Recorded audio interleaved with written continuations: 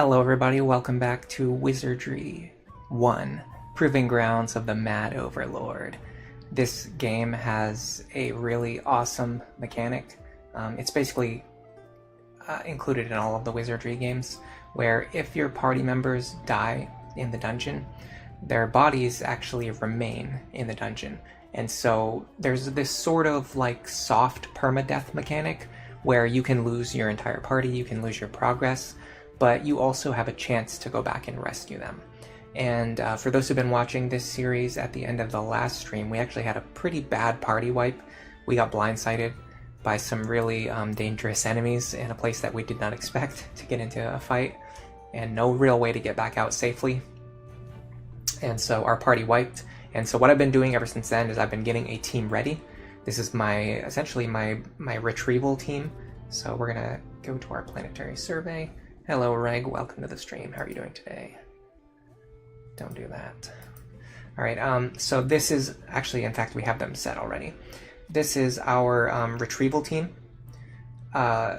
So there's two things about the party retrieval mechanic that you need to know about that are very important.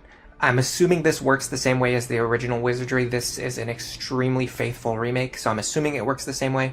So if it does work the same way, these are the things that you need to know. Number one, bodies that you pick up in the dungeon actually take up a space in the party.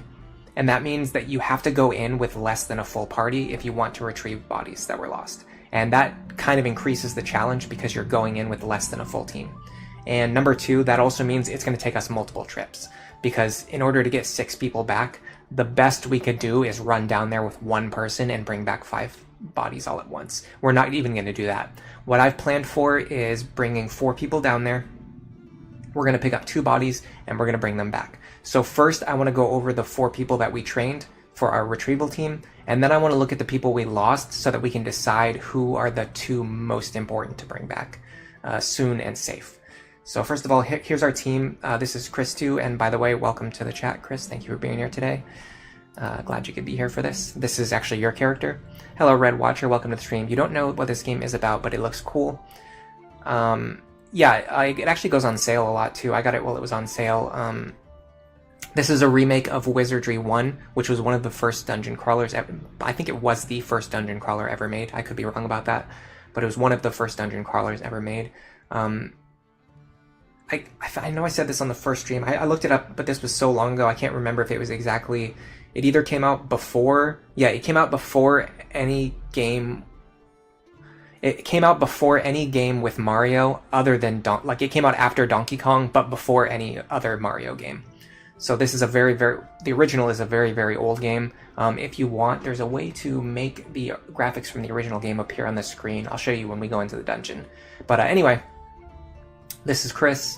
She is our elfin fighter, and I talked about how your starting stats don't really matter, and this is a really good example of that. So she started in elf, which is a bad class for fighter. She started with like middling stats, but after just leveling her up to level 11, number 1, she has a multi-attack as a fighter, which means she can attack 3 times per turn, which is a ton of damage. And then number 2, she just gained stats every level, so now she has the maximum amount of strength and pretty good vitality. It's $35 on Steam, which is full price. Yeah, I would say wait for a sale. It goes on sale a lot. It's worth waiting for a sale. This is Rusty. He's basically our other backup fighter. His stats are a little bit lower, though he does have better agility and better luck. Not in a way that matters though, because the benchmark for agility is 16, I believe. So 14 doesn't really matter. It's not actually better than 12, even though it looks better. You can see he's gotten less kills though. So you can kind of tell that these two are a little bit different. So Rusty's a little bit weaker. The strength does actually matter. 18 strength is a lot better than 16 strength. It's 10% extra accuracy, and essentially on a triple attack, it's like 6 extra damage. So yeah, you can see his saving throws are a little bit better. That's because of his luck stat. Luck improves all of your saving throws. You see them right here in the middle. Resilience, reflex, and resolve. You can see Rusty's saves are all slightly higher. It's just because he has that 15 luck, which is one of the benchmarks. And then we have mirror. So I'm bringing 2 fighters, a priest, and a mage. So this is our priest that we're going to be bringing. And the important thing on the priest is which spells did we learn. We actually didn't really learn anything great. We did learn Condi, which is good because it can help you locate the fallen adventurers.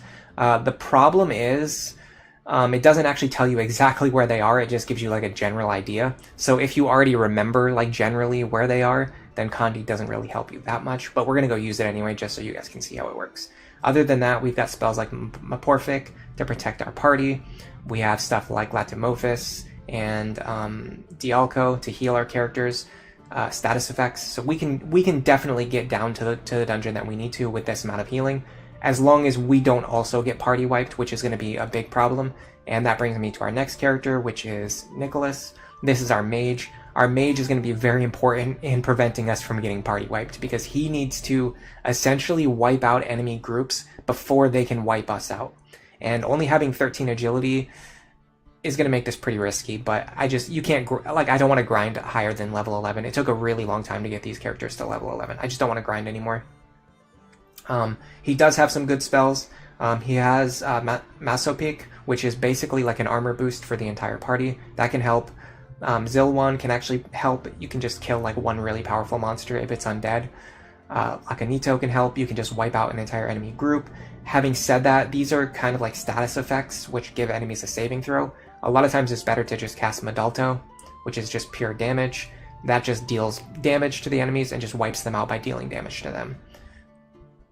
And I think Makanito and Lakanito are like the same thing, but Makanito is limited to monsters that are level 8 or below, which typically only counts if you can actually see their level.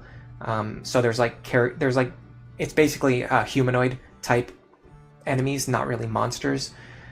It'll say like level 7 fighter or like level 5 priest or something like that. Makanito works on those characters, but it doesn't. Most monsters have like a really high like level, you just can't see it. So on them you have to use Lakanito. Other than that, we're basically going to be using stuff like Madalto, Lahalito, Dalto, stuff like that. Morlus is really good for enemies who have magic resistance. They actually don't resist debuffs, so you can debuff them with Morlus, and then this just allows our fighters to just shred through them. Okay, so before we do anything else, I'm going to enter the maze, and I'll show you guys how the location spell works. Unfortunately, it's nowhere near as convenient as we would like for it to be. So we go to Mirror, we cast our spell, we're going to go down here, and we're going to find... where is it? Kandi. It's crazy that this is a 5th circle spell, by the way. That takes so much grinding to get, and it's not even that helpful. So you go to Kandi, you do locate. These are all of our fallen adventurers. We lost a full party of 6 characters. 1, 2, 3, 4, 5, 6. So let's just search for Silvara. They're all going to be together. So the only thing it tells us is that she's in the northwest of floor 6. That is really not helpful information. That really does not narrow things down. Anyway, let me see if I can bring up the game screen, if I can remember how to do it. Is it tab, maybe? No, shift? No, it's not shift. Go back. Unfortunately, I don't remember the button to do it. Control, nope, that's the map. Alt, nope. I'm just gonna press a bunch of buttons until something happens. There it is. This is it. Okay, so if you see this this white stuff on the screen, this is essentially what the original game on MS-DOS looked like. It was almost purely text-based, and then up in the top left corner, you had this little map that was drawn, like a picture of what you're seeing. So this is supposed to be, this picture up here in the top left, this is supposed to be a picture of us, like looking straight down a corridor, and you'll see when I move, and I turn here, it kind of changes. It very, very subtly changes. You can see there's a little corner here that shows we're at a passageway that turns this way and then goes that way. And if we turn that way, the corner moves to the opposite side because the passage goes that way and then this way. But if you move this out of the way, you can just see much better over here. This is like so much more visible. Anyway, we'll go back, we'll refresh our spellcasts, and then we're going to look at the characters that we lost, and I want to make a decision about who are the most important 2 characters to bring back. So you can do that by going to the training grounds and inspecting the roster. So here are our dead characters: Pizza, Abaddon, Maid, Silvara, Mavtato, and James. So I think bringing back Abaddon is going to be really good, but let's go through them one at a time. So I'm pretty sure Maid is a very high investment character, but they're not really going to help us with retrieving like more fallen party members. So I think we can save Maid for last. So essentially, the big value of Maid is that she's a thief, but we trained her as a mage and then reclassed her into a thief. So she keeps all of her mage spells, and then she has her thief utility. So if we can get her back, it will be really nice, but excuse me, it's not going to help us with the mission of retrieving the other party members. So I think we can save her for last. These are the spells that she has. She basically has everything up to 4th circle, which is honestly, in retrospect, not really that great either. I think it would be awesome to get someone up to like the 7th circle and then reclass them over to thief. That way they have like all of the mage spells. Anyway, this is Silvara. Silvara's kind of similar to Maid, where we trained her as a priest. So this is Silvara. So she has all of the, not all of the priest spells, but she has all of the priest spells up to 4th circle. And then she has the utility of a fighter. So she has frontline HP, armor, weapons, she has multi-attack. These are all the spells that she has. Again, it's nice, it's good for utility, but in retrospect, it's actually not that impressive to only have up to the 4th circle. We probably could have trained her to get at least like 5th or 6th or even 7th circle spells before reclassing her. But I was so excited about doing it, I wanted to do it as soon as possible. This is Mavtato. Mavtato is a little maybe better or a little worse than Maid, in the sense that they're a natural samurai, which means they have fighter and mage skills by default. Right now, their mage spell list is smaller than Maid's, but they do have the fighter, frontline utility, multi-attack, and all that. And then the better thing about a samurai, as compared to a multi-class character, samurai can keep learning mage spells over time. It will take her a while, but eventually she can learn every mage spell. Whereas Maid is never going to learn any more mage spells after the 5th circle. So right now, Mavtato only has these spells, but she will get more eventually. Next up we have James. I think James at this point is actually worse than Nicholas. He has better stats, but he has a worse spell list. So I don't think bringing him back is really going to help us. Yeah, he doesn't really have any spells that will help us with retrieving party members. The big one that I want to look at is... where's our priest? Where's Abaddon? Here he is. The big one I want to look at is Abaddon. I really think that it might be worth it to bring Abaddon back with the highest priority, depending on which spells he has. So I want to look at his list now. So he has... yeah, unfortunately he doesn't have the spells that I was hoping for. So priests have 2 spells that would be really helpful. One is Revive. If he had Revive, what we could do is go back, get Abaddon, bring him back, revive him, then we could take Abaddon into the dungeon and then use him to revive the other characters in the dungeon. So then we could come back out with a full party. The other thing is that they can actually learn a spell that teleports you back to town, but it's very high level, and it looks like he doesn't have it yet, which is unfortunate, because again, what we could do is we could go down to the dungeon, we could get Abaddon, we could bring him back, then on the next trip we can bring Abaddon with us, and then we can use Abaddon to teleport back to town, but it looks like we can't do that either. So it seems like rescuing the characters doesn't really have a good priority order.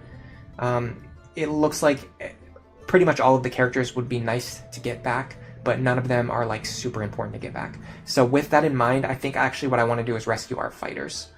So I think we're going to bring back Pizza and Silvara, because if we do, we can replace Chris and Rusty with Pizza and Silvara, and that's just going to give us a stronger front line on our next mission, on our next trip down to the dungeon. Maybe Mavtato might be better. Yeah, Mavtato has more HP, and they have mage utility. So let's do Mavtato and Silvara. We'll bring these 2 back, and then we can use them as our frontliners to go down for another trip. That's going to give us way more utility and way more spells. So now we're getting ready. We're going to enter the maze. I do want to check one thing. I know we have 32,000 gold in the bank. I want to see if our characters are actually holding any of this gold, because I don't think they are. I think when we go in here and we inspect our characters, yeah, they're not holding any gold. So if this party dies, we don't really lose anything other than the amount of time that I spent training them, which is kind of a pain, but not that big of a deal. We'll lose a couple of +1 shields and a +1 breastplate, But other than that, there's no real huge downside to losing this party. Having said that, I really want this to succeed because I want to get back my party and I want to get back my progress. So let's start with Maporfic. This spell lasts for the entire adventure. It will give our party a defensive buff that never goes away until we go back to town. Next up, we're going to look at the map. So we are here. We're going to go up, over, we're going to go around this corner, and then down this staircase. I am wondering if using the elevator would work, but I don't think so. Because the elevator, currently we don't have access to the elevator that leads to the 5th floor, I don't think. I'm pretty sure it's blocked behind a one-way right now. I checked that before the stream. So we're going to go around this corner, over here, and then down to the 2nd floor. Nice. Didn't get into any fights so far. The big problem is going to be fights on like floor 5 and floor 6, because those can seriously have a risk of wiping our current party. And if that happens, we're not going to be able to get back out safely. The other problem is that once we get down to the 6th floor and we rescue our party members, I don't know how we're going to get back out, because they died in a space where I don't know how to get back safely from the spot where we died. So we're gonna have to actually find our way back out. One of my neighbors really feels like banging today. I don't know why. I'm sure you guys can hear that. Whatever. We're here, so we're just gonna go up, over here, and then we're gonna go around the spiral, and then down the stairs to the next floor. So through here, this takes us over to the spiral. We're probably gonna get in at least one fight on this floor, but the fights on this floor are easy. The worst thing that can happen is if you get hit, it's like a 5% chance to get hit by something that can poison you. And then you have to waste a spell slot curing the poison. But actually, it looks like we're doing pretty good. Now this floor here, oops, oh yeah, there's a couple priests. We should be able to take them out before they do anything. Yeah, that's the power of multi-attack right there. So fighters, which is Chris 2 and Rusty, at level 5 they get a double attack. At level 10 they get a triple attack. It just massively increases their offensive power. Not only because you're getting like extra damage, but it also means that if you miss, it's not as big of a deal, because you might, like if you only have one attack and you miss, that's a huge deal because you lose all of your damage. If you have 2 attacks and you miss one, you could still land the other attack.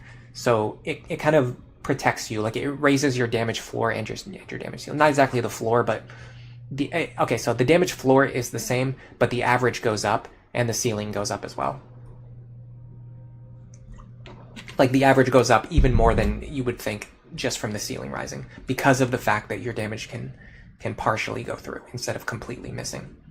Anyway, this floor is probably the most confusing one, because a lot of these intersections here have pitfalls on them, and sometimes it's hard to know which direction you're facing when you come off the stairs. I think we want to turn left and then go down. I'm going to use a spell charge to confirm that, because I don't want to accidentally walk into a pit.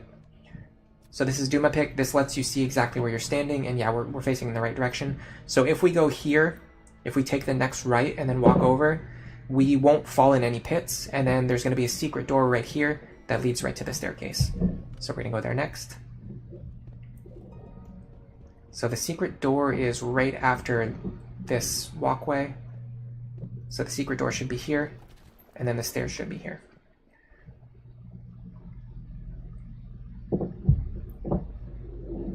Now I don't remember if we're facing north or south right now. If we're facing south, we want to turn left. If we're facing north, we want to turn right. I think we're facing south right now, so we want to turn left, go over here, down, and then you basically just go over here, and then you just have to keep checking for secret doors until you find this passageway, and then that leads over to this staircase. So we're pretty good. We're actually halfway there already. I'm gonna go left. Yeah, this is right. So we go through here. This requires a statue that we have. There's another key item that we need to be able to access the elevator that takes us down to the 5th floor. Spiders, I'm going to check their stats. The only thing they have is a chance to poison us, which doesn't really scare me too much. So what I'm going to do is I'm going to use a weak spell slot, Mahalito, just to chip down their health. If we don't kill all of them, it's not a big deal. The worst that could happen is they might poison one of our characters. which they didn't even have time to do because Mahalita was enough to wipe them. So far, so good.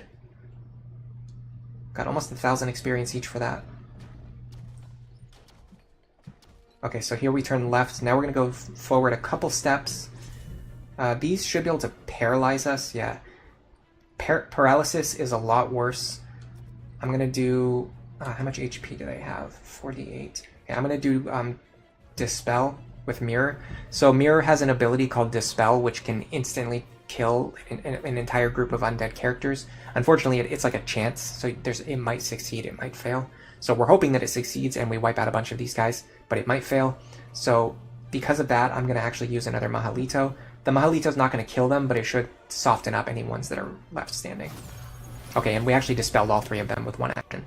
So Mirror was MVP right there. It's basically the equivalent of Turn Undead from Dungeons and Dragons. I did notice, however, when I was grinding recently, I'm pretty sure when you use Dispel on the Undead, you actually don't get any experience. So that's the reason why we only got 270 experience there, because we only got credit for killing one of them. We're not going to be... we're just going to ignore every chest that we find here. We're not trying to find treasure, we're just trying to get down to where our fallen party members are. Okay, this is going to be rough. There's 4 groups of enemies. And I believe, yeah, the werebears have paralysis and the Vorpal bunnies have instant death. So we have like a couple of really dangerous groups ahead of us. The capybaras and the coyotes will actually run away if we let them, I think. I know the coyotes will for sure. It looks like the werebears also run. The rabbits actually run too. The capybaras I'm actually not sure about. I don't have enough information on them, but I don't have time to stop and gather information. So let's move under the assumption that the coyotes can be ignored because they'll run away. We should be attacking the werebears. We want to increase our defense as much as possible. So I'm going to use Bamatu. This is a prayer spell. This will make it less likely for the werebears and the Vorpal bunnies to hit us. If they can't hit us, they can't paralyze us, and they can't hit us with instant death. So we want to make it as unlikely as possible for them to hit us. Next up, I want to cast a spell that has enough firepower to take out the bunnies consistently. So they have...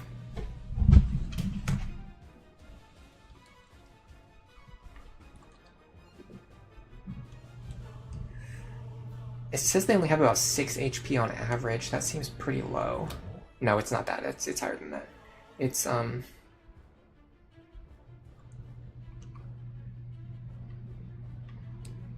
HP on average. They have around 12 HP on average. So I want to use a spell that deals more than 12 damage on average. Mahalito actually should be enough, but if we low roll, they might survive. So I'm wondering if I should use Adalto here, because Dalto deals significantly more damage. Even like Dalto would have to severely low roll to not take them out. I would rather use Adalto here and just overkill just to make sure we get rid of them, because I do not want them to hit us with instant death. Yeah, and even there, we actually low rolled and left one of them alive. And they, man, we did everything right and we still got punished. Chris just got hit by one of the werebears and that left them paralyzed. So this is one of the downsides of only having 4 party members. Now that Chris is paralyzed, our mage, Nicholas, just got pulled into the front line. Now these enemies can hit him. Now we're in a significantly worse position than we were before. We have to take out these Vorpal bunnies right now, though. As bad as paralysis is, instant death is way worse.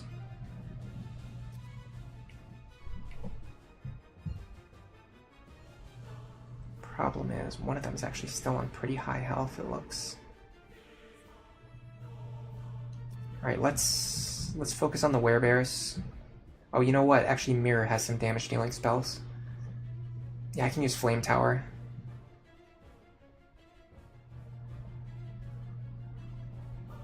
Or Lorto. Let's use Lorto on the bunnies. And then Nicholas, because he got pushed into the front line, I'm actually just going to have him cast... I'm going to have him cast Messapic. to increase his defense and everyone else's defense, because we need defense now. Like, we badly need defense. Okay, so we took out the bunnies. That's good. We've increased our defense.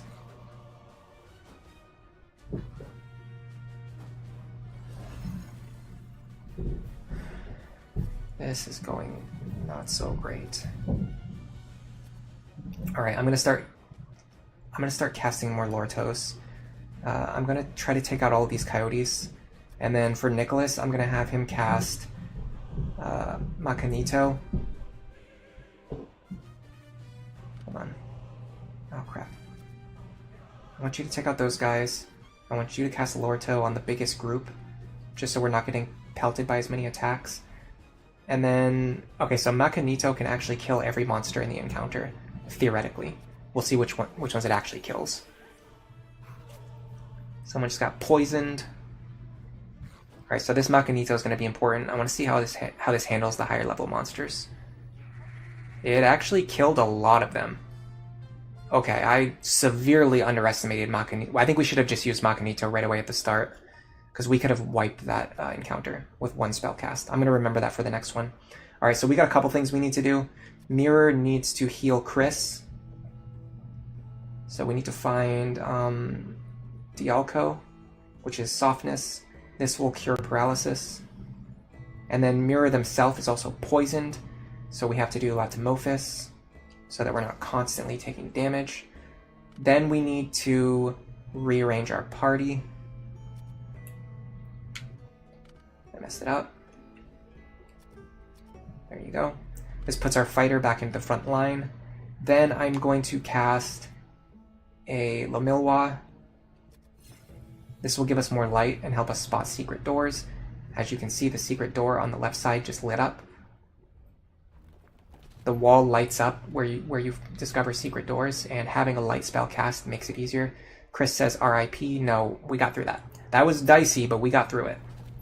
You just have to be a little bit smarter when you have fewer party members. You have to be very careful about what you're doing, but it's definitely possible. Here's the problem. Now we're kind of getting down to the point where I'm less sure about exactly where we are and exactly where we're going. So here, I'm pretty sure we need to go... We need to get over to the main passage, and then there actually might be a secret door right here that leads right to the stairs. This is floor 5, so we need to go down one more floor to find the fallen party members. I'm pretty sure if we just go over to this passage here, and then take the middle section, we can actually go right through here. I think. I'm not 100% sure about that, but I'm going to try going that way. So we just need to go through this way. I'm pretty sure there's a secret door, yeah, immediately to our right. That takes us right over here and dumps us out into the main center on the bottom. So we're going to go through here, here, here, here, and then over here. Okay, so this middle passage here, so this elevator, we can use this to quickly get back to the exit once we've recovered the bodies. But before that, we have to actually get to the bodies. So this secret door leads to the staircase, which takes us right down to floor 6. Okay, we are very close. We are very close.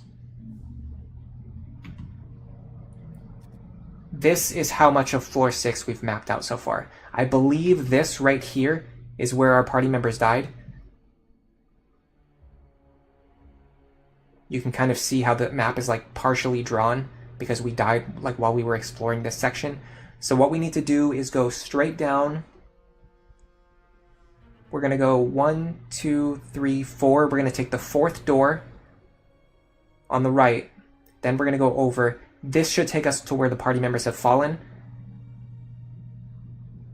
Oh, hold on a second. They either fell over here or they fell up here. I don't remember which. Oh, you know what? We actually know which because we used Condi already and it said northwest section of this floor. So that means they fell up here. So what we need to do is just go through here, walk up here. I mean, we can search every floor tile on the way just in case, but most likely I'm pretty sure we're trying to get up here. The problem is once we get up here, I have no idea how to get back out. We probably need to get up to this section here and then find a secret door that'll take us back up to this passage or over to one of these rooms over here. But I don't know which. Also, this might be a two-way door, so if we can get back to this door, it might help. So first thing we need to do, we need to go walk, take the fourth door on the right. So 1, 2, 3, 4. Over, over, okay. Yes. Now, we're going to go straight and then take the door on the left. This puts us right here. So I'm going to go all the way to the top, and then I'm going to go through this door. And that is going to bring us very close to where the Fallen Adventurers are. We have made really good steps to recovering them. Now, the problem is when you open a door, there's a very high chance to trigger an encounter. I'm also going to start searching now.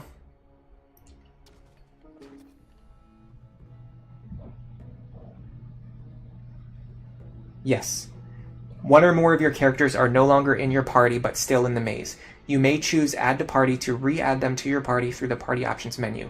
If they are dead, paralyzed, or otherwise incapacitated, this is the only way to recover them. If they are still able-bodied, you may rejoin them as a separate party. Yeah, I know how to do all that. Okay, so I'm going to go into the party menu.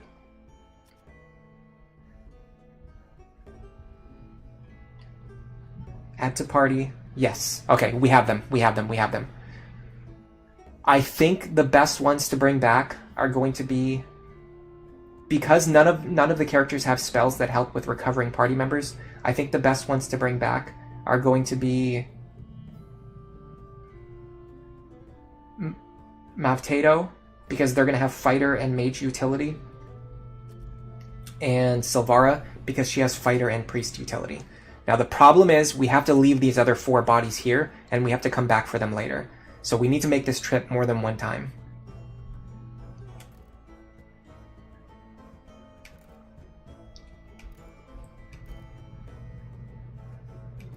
It also looks to be the case that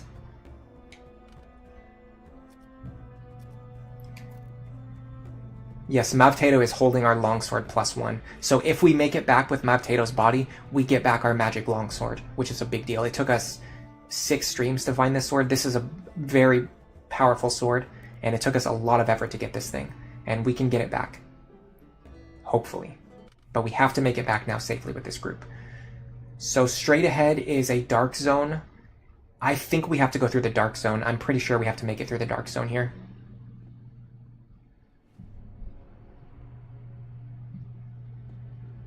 Okay, that's great. That is fantastic. I'm gonna start... Oh, crap. Okay, hold on. 5 priests. I wish it showed me which level they are. I have no idea what level they are. They are probably going to cast a spell that's going to silence our spellcasters so that we cannot hit them with spells. I want to see if there's anything we can do to just wipe them out before they can do that. I'm going to try to just spam our strongest spells. Oh crap, we have no more Lorto left. I don't think Body's going to work. I think we can start with Lidocan, multi-attacks, and then what is our strongest spell? I don't know if Lacanito is better than Macanito here.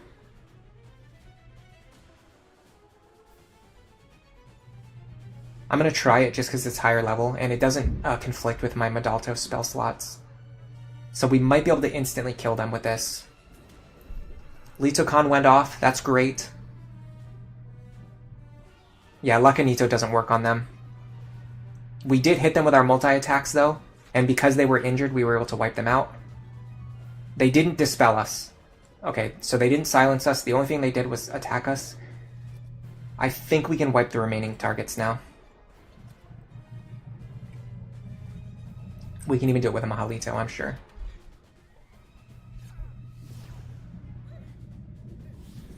They are strong enough to consistently hit our frontline fighters with melee attacks. Alright. There's one left. I think if we just spam attack him, we should be able to get through this. He's blocking. We got him. We got him. Okay. He's down. Risky, risky, risky. This is getting risky, guys. Okay. I'm going to cast... I think I know where I am right now. And if I'm correct, I think we're in a very good spot. I'm going to cast the Duma pick. Yes, we are. This is the door right here. This takes us back to the main area. We need to go through this door, up here, through here, and then through these rooms. The problem is there are potentially 1, 2, 3, 4, 5, maybe as many as 6 encounters between here and the staircase.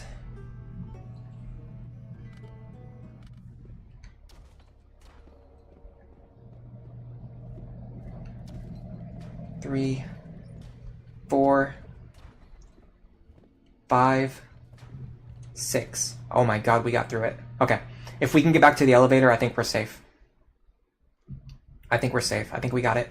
I think we got it. I think we got it. I think we got it. The only thing I'm not sure about is which direction am I facing right now, and is that a one-way door down there? Because if that's a one-way door, it might be harder to get back than I was thinking. Alright, we need to check if there's actually a door here. If not, we have to find another way back out. Okay, there's actually a door here. This is great. We're safe. We're safe. We're safe. We can take this elevator back to floor 4.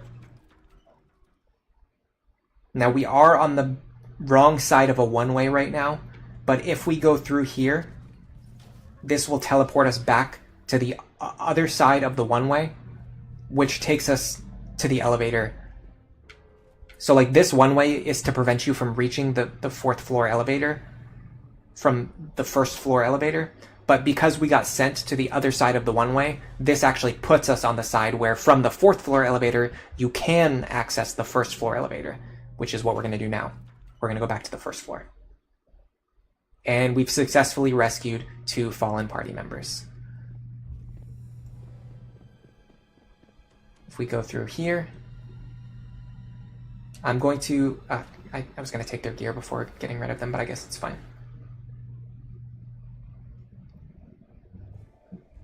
Yeah, let me go back into the dungeon really quick. I want to take their gear before I try to revive them, because if they get disintegrated, I don't want to lose those items. So you...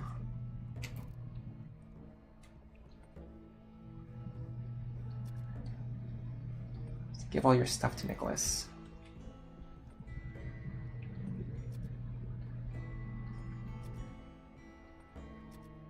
And you... just give all your stuff to Chris.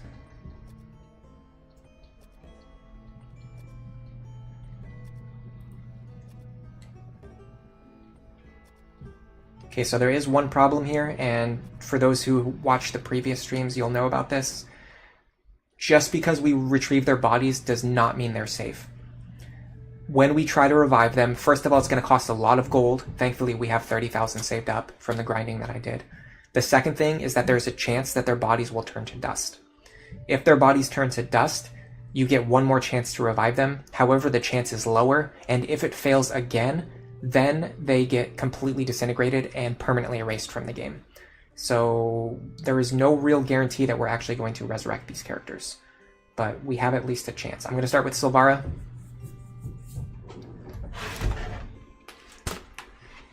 If you want to post your guess in the chat, you can post either revive or fail. Silvara. I'm thinking... I know it's based on... Oops, I pressed the wrong button. Well, we're going to find out really quick. Oh, nice. Succeeded. Okay. So what I was going to say... I guess it's too late to make predictions. Sorry about that. What I was going to say was it's based on the vitality stat, which actually means her chance of revival was not that high, because she has a very average vitality stat. Before I do anything else, I'm going to rest and recover all of my characters.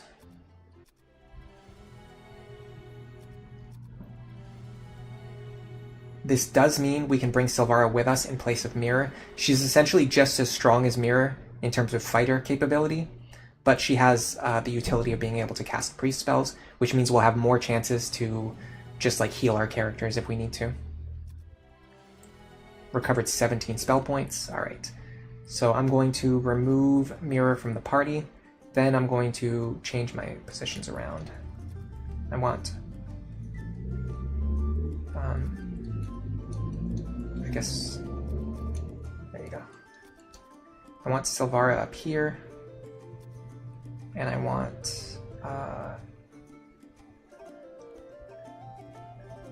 Oh, I took the wrong character out. I meant to take out Rusty. Hold on a second. Remove Rusty. Let's actually remove everyone. And then we'll add Silvara, Chris, Mirror, and Nicholas. This is the party we want. Okay, next up, we're going to do Mavtato. Mavtato. All right, let me try going back this time.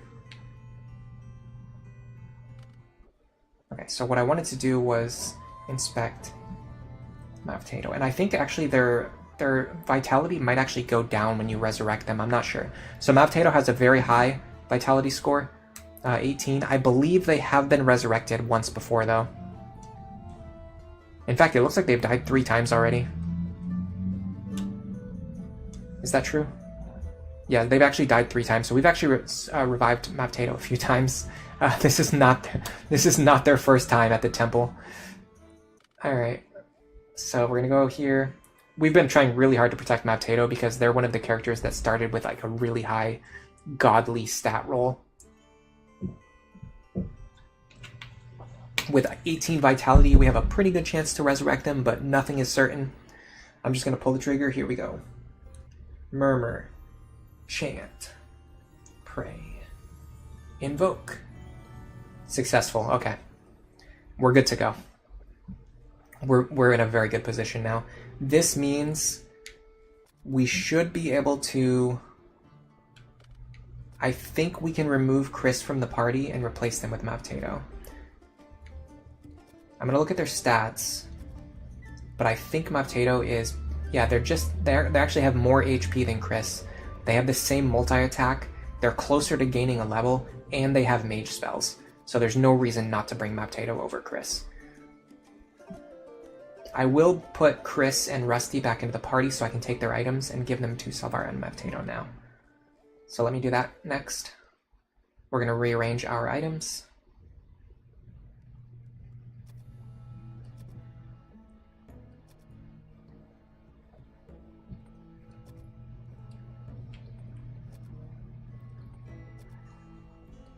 This bodes extremely well. This makes me feel like we can actually get the rest of our characters back.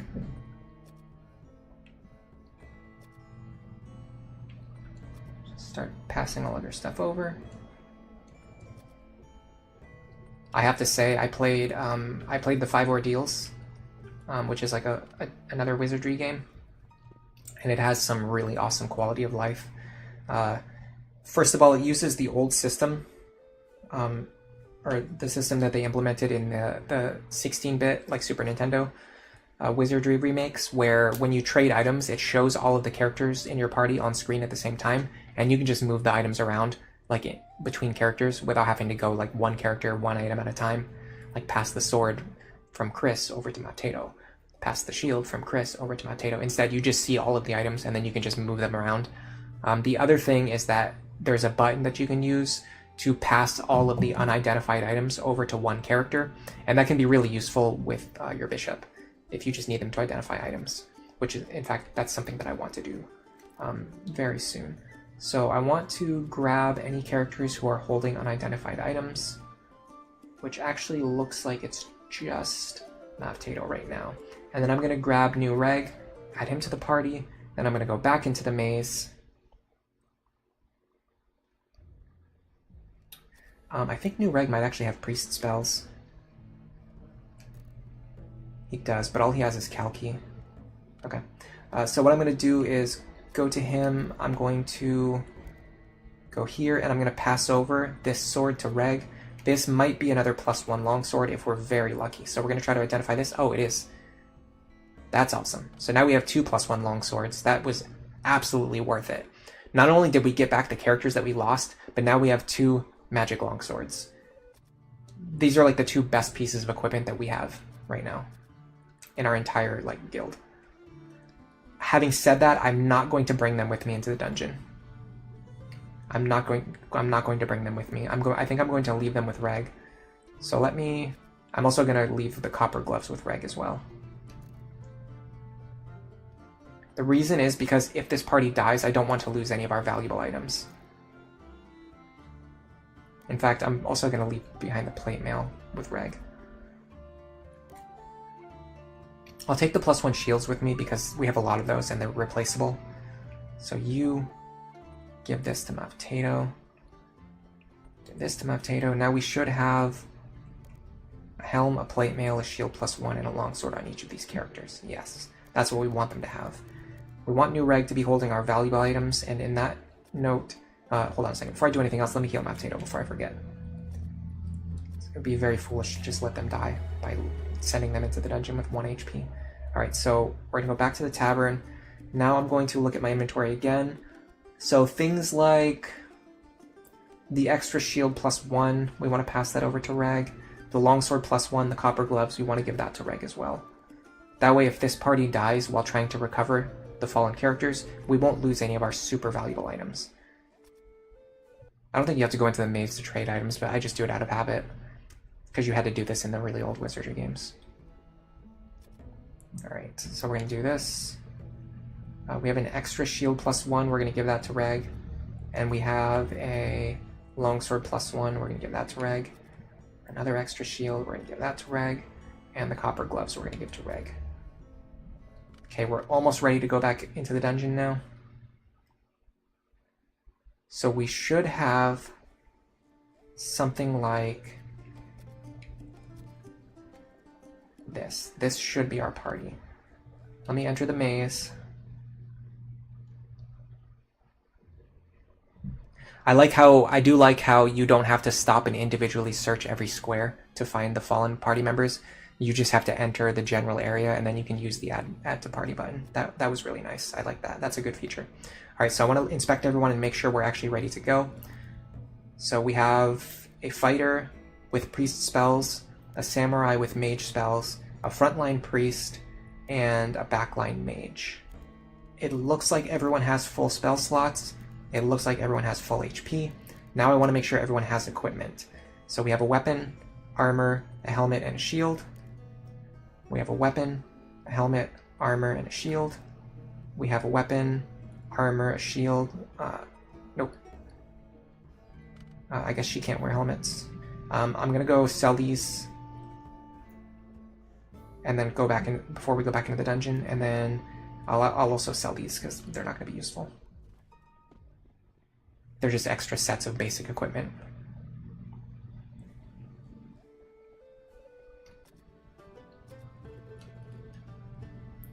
So, and they're not even really worth that much, but we might as well ditch them.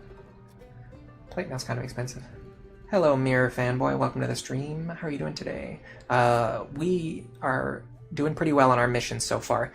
We were able to retrieve Silvara and Mavtato.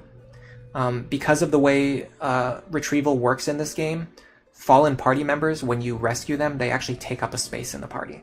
So what we have to do is we need to go in with like 4 party members, and then we can bring back 2 people at a time. So we brought back Silvara and Mavtato. Now we're going back down. We're going to rescue 2 more party members, and then we're going to bring them back up. I'm thinking for the next one, we should bring back Abaddon, and maybe Vivi, I think, is our mage that we lost. We can actually check. So we're missing Abaddon. I think I want to bring back Abaddon because he's not as defensively solid as Mirror. What about his other stats? It actually might be the case that Mirror is better than Abaddon now. Let's see. Abaddon has more vitality, but they have less HP just because of rolls. They have less agility, they have more luck.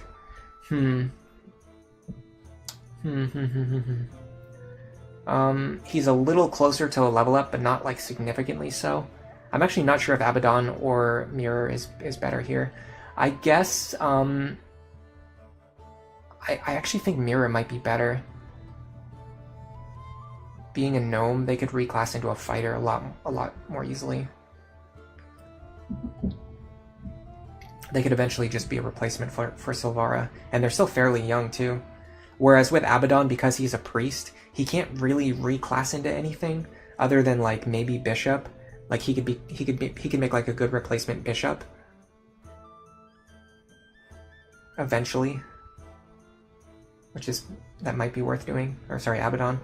Other than that, who was our mage that we lost? It's actually... Is it James? Okay, it's James. Yeah, James... I mean, James versus Nicholas. Again, Nicholas actually kind of makes a better long-term mage because he can reclass into a fighter, whereas James could really only reclass into a bishop. Or just stay as a mage forever, which is also kind of valuable. So yeah. Okay, so we'll bring back... I think it doesn't really matter who we bring back next, but I'll grab Abaddon and then I'll think about if I want to train him or not. Maybe Abaddon and James. Alright, so we're going back into the maze. We're going to follow the same route as last time. I'm going to go a little bit faster until we get to floor 5, then I'm going to slow down. The good thing is we actually have stronger characters this time.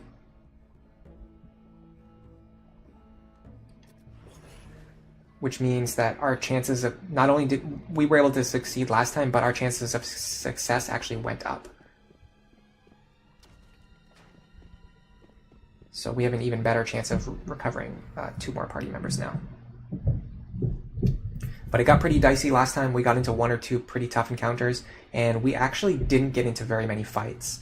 If we run into more, like, monsters, things could go significantly worse, because we're just not going to have the power needed to win that many encounters in a row. But I'm hoping for the best here.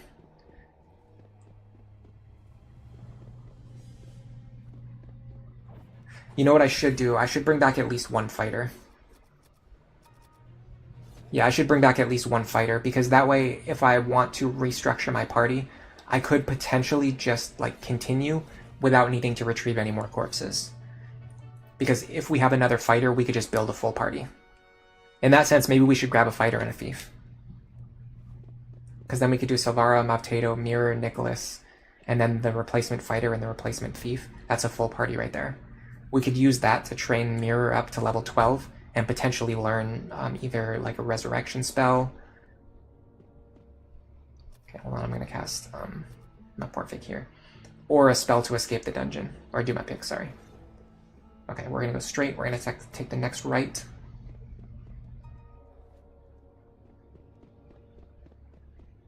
Then we're going to go here. There's a secret door here. Oh, we ran into some giant toads, and they're all running away. Great, we got poisoned.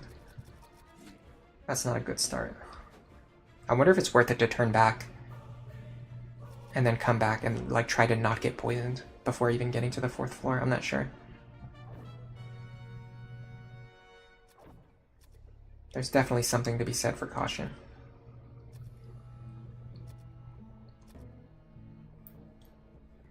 Because like right now, like we're not even halfway there and we've already lost some significant resources.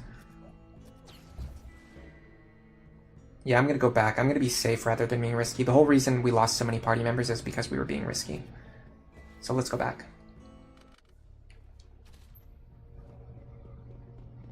Not the most exciting thing, but I do think it's important to maximize our chances of success here.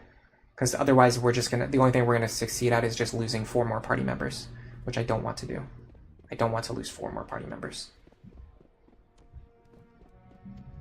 And being down multiple spell slots before even getting halfway is just not smart. It does mean we have to manually walk all the way back, which is not too exciting, but you gotta do what you gotta do. The good thing is, because we're retreating anyway, we can just cast like every single spell.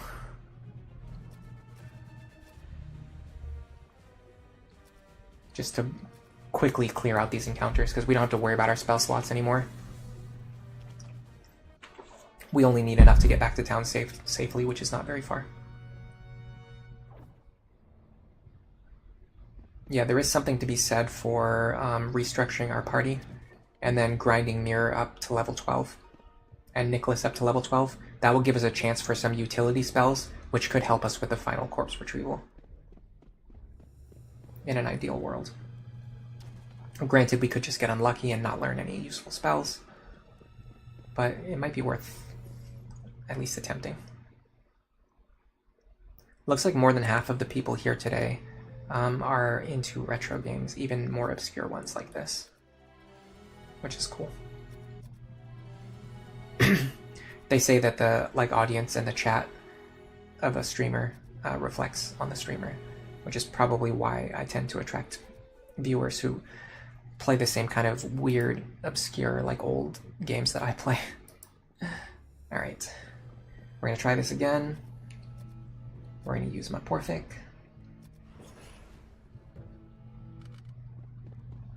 Alright. Go here. Here. Dark Flagrance, welcome to the stream. You wish the characters really did look more like the Final Fantasy characters? Something like Crescent Tower? Yeah, I really, really like sprite graphics, and especially 8-bit and 16-bit sprite graphics. I think they're timeless.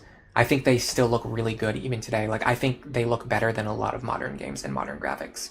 If this game had old 16-bit graphics or even 8-bit graphics, I would probably still enjoy it just as much as I'm enjoying it right now.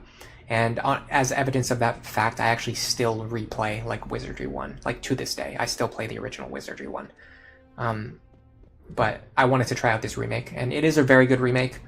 But yeah, I do think the sprite aesthetic would have been really cool. People, a lot of modern game devs, they get too obsessed with graphics, trying to make things look as realistic as possible.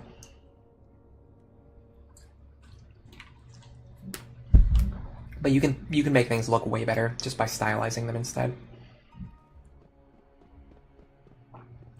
Case in point, like I said, sprite graphics I think look way better than a lot of 3D graphics. Alright, so we're going to go a little bit faster this time. So if I turn left here, this should take me to a corner. Yes, okay.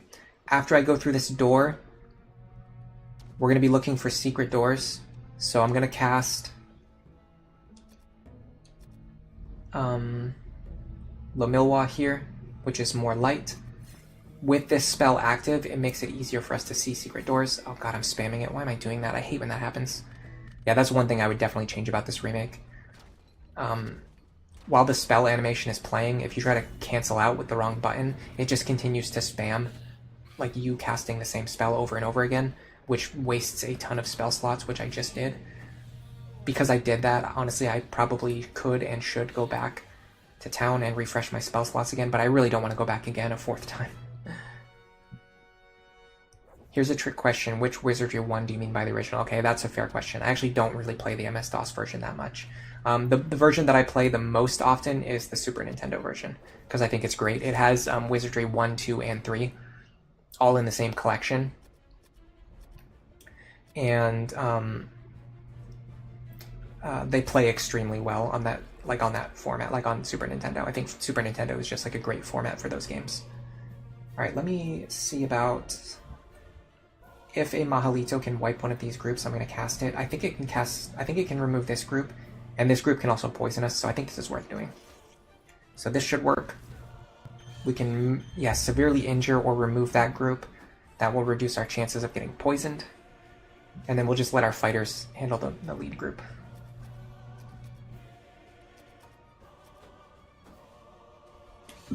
But yeah, the Super Nintendo collection that has Wizardry 1 through 3 is the one that I most often play now.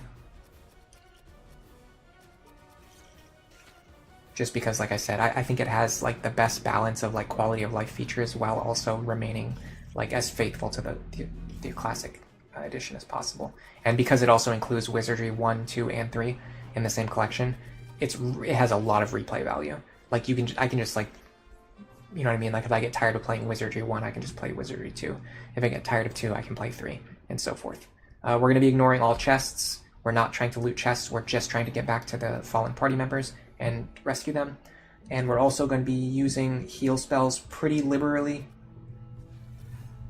I'm going to be healing it as close to full as I can, just so that even if we get blindsided by an extremely difficult encounter, we have the highest possible chances of not getting someone killed on turn 1.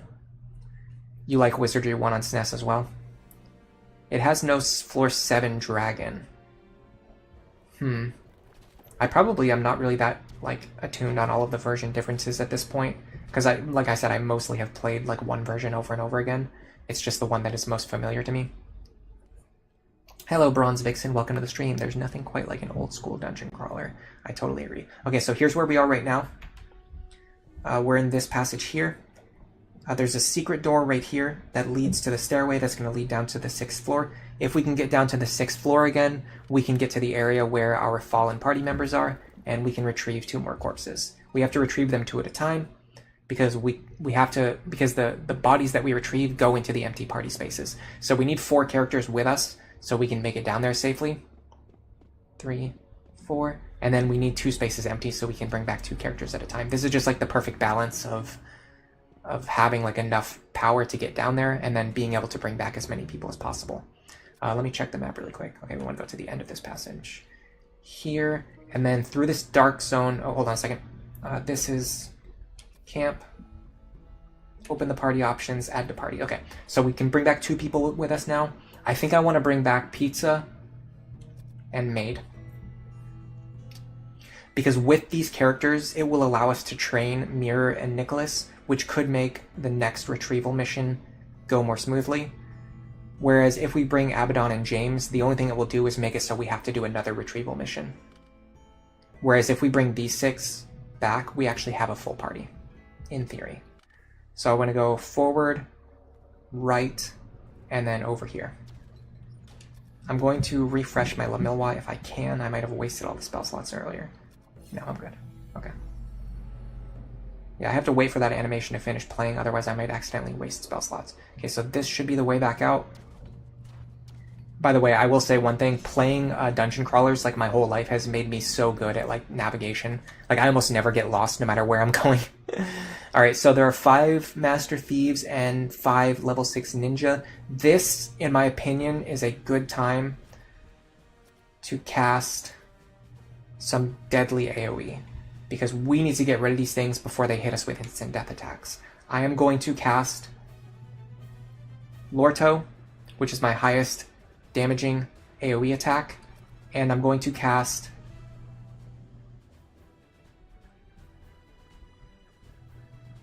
I don't know if I want to cast Macanito or Lacanito, because this works on everything under 8th level, which these are level 6 enemies, so this should work. I'm going to try Macanito and just pray for the best.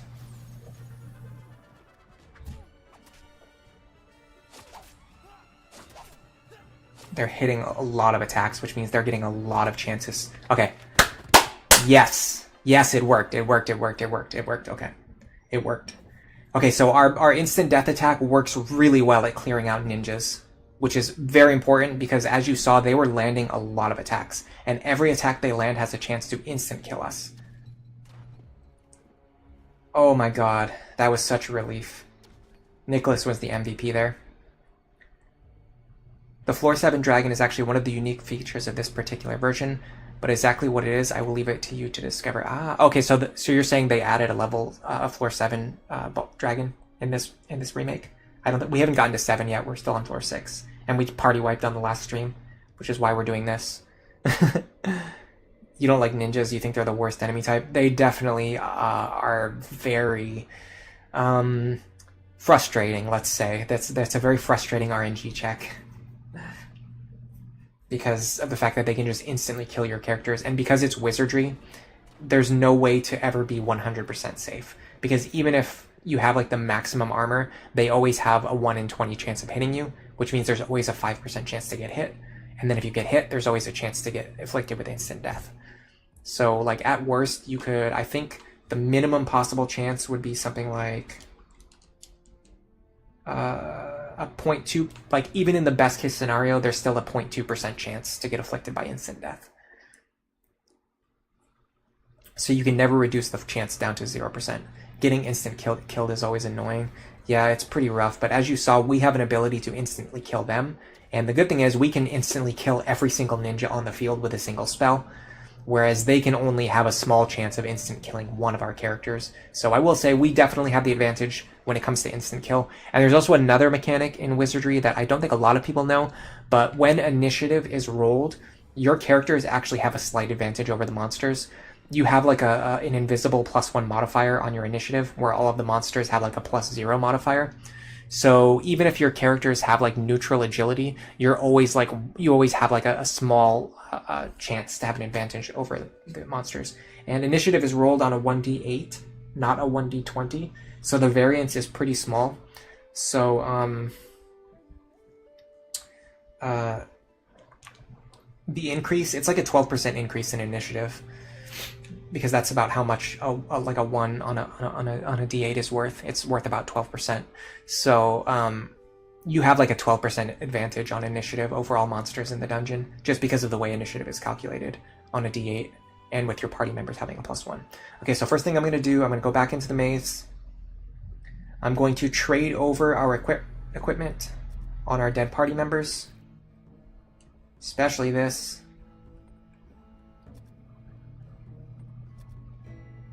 Then we're going to attempt to revive them.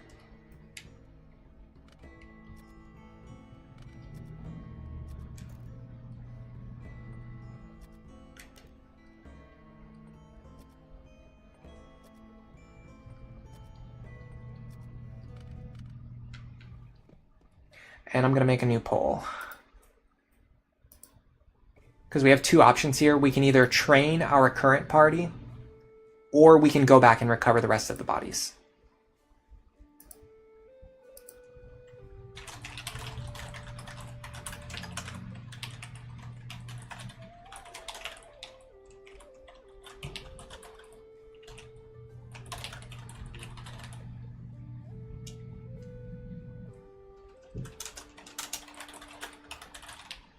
So we can either train our current party, we can retrieve everyone first, or if you don't care, just vote for don't care, I guess. And hopefully this poll gets at least a couple of votes before I finish reviving our current group. Which, by the way, is not even guaranteed. So let's hope we actually succeed at reviving. Actually, I want to go back first. So I talked about this before, but your chance of being revived is based on your vitality score. So Pizza has a little bit better than average, and Maid has a little bit better than average. So honestly, not great chances for revival here. And we got kind of lucky before, so we're a little bit overdue for some bad luck, but hopefully that doesn't happen. So I'm going to do Pizza first. He's a little bit less important. We can kind of fill his place with any other fighter if we need to.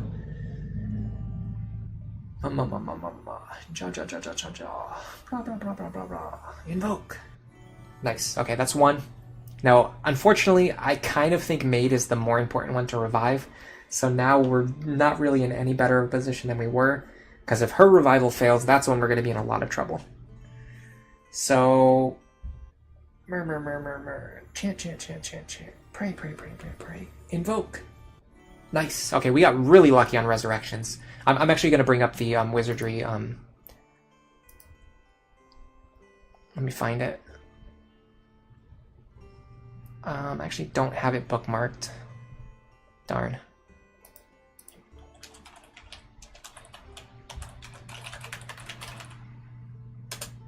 Hold on a second.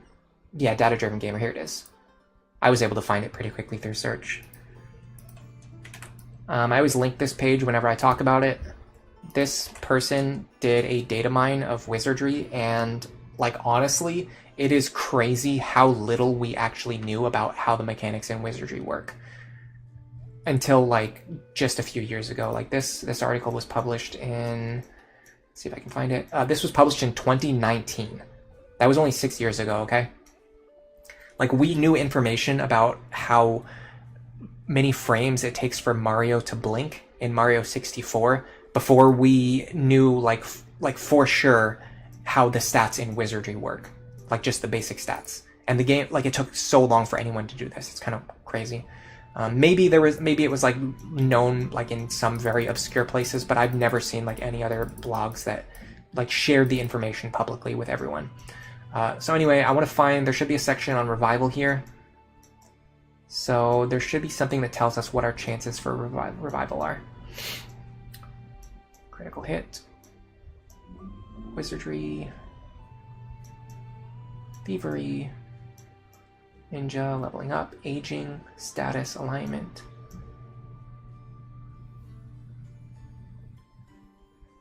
I don't see anything on revival. No, it's not here. Huh. I thought it would be on this page, but sometimes he splits the information up into multiple pages as well.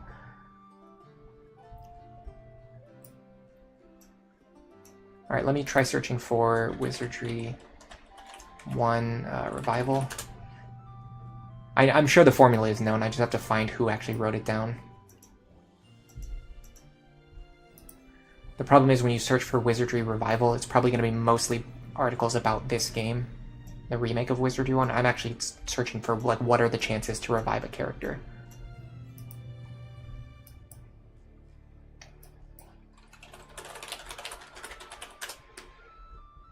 By the way, I think it's Labyrinth of Lost Souls, but it might have been added in another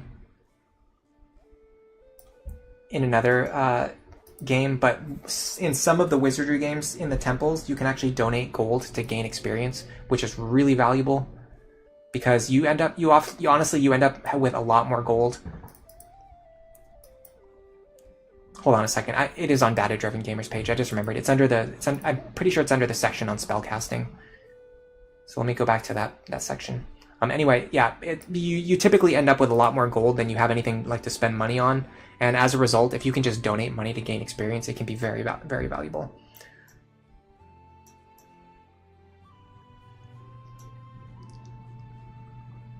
I don't know. I can't find it. If anyone knows the formula for how resurrection works in this game, I would love to know, because I want to know what the chance is. I know I've seen it before, so I know it's a known formula.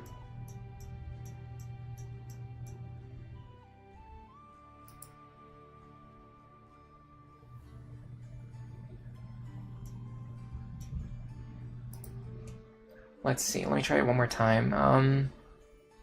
I guess Wizardry 1 spell list. Maybe this will take me to a page that has information on the resurrection spell, which I'm pretty sure works the same as the temple.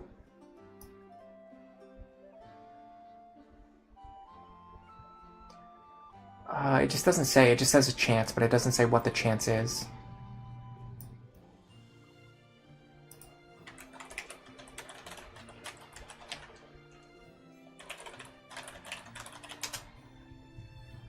I know this is like a derail that is not that interesting to watch as a stream. Okay, it's based on the vitality times 4%. And if it succeeds, it lowers their vitality by 1. So the successful chance is basically vitality times 4. I'm sure that's known. It's probably even written on Data Driven Gamers page. I just couldn't find it. So when we resurrected Pizza, he had a 13 times 4, which is 50. It was basically a 50-50 coin flip. It was a 52% chance to revive him. And then Maid was... well, she had one higher at the time, so it would have been 13 times 4. So it would have been 52. And then Mirror would have actually been 14 times 4. So he had a 56% chance. She had a 52% chance. And then after we revive them, their vitality actually goes down by 1 point, which can also hurt a little bit. All right, so we're going to go to the inn. We're going to rest these characters.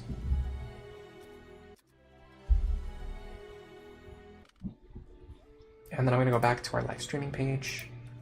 All right, so it looks like it's actually a 50-50 split between training the party and reviving. That's funny. Let me finish organizing our current group then, before I do anything else. Yeah, okay.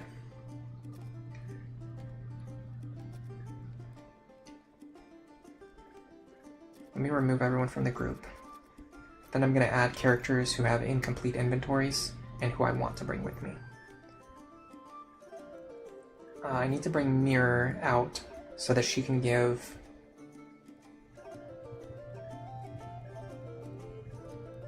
Maid's equipment back to her. Then I need to take Mavtato out. And then someone should have a helmet. And gloves even.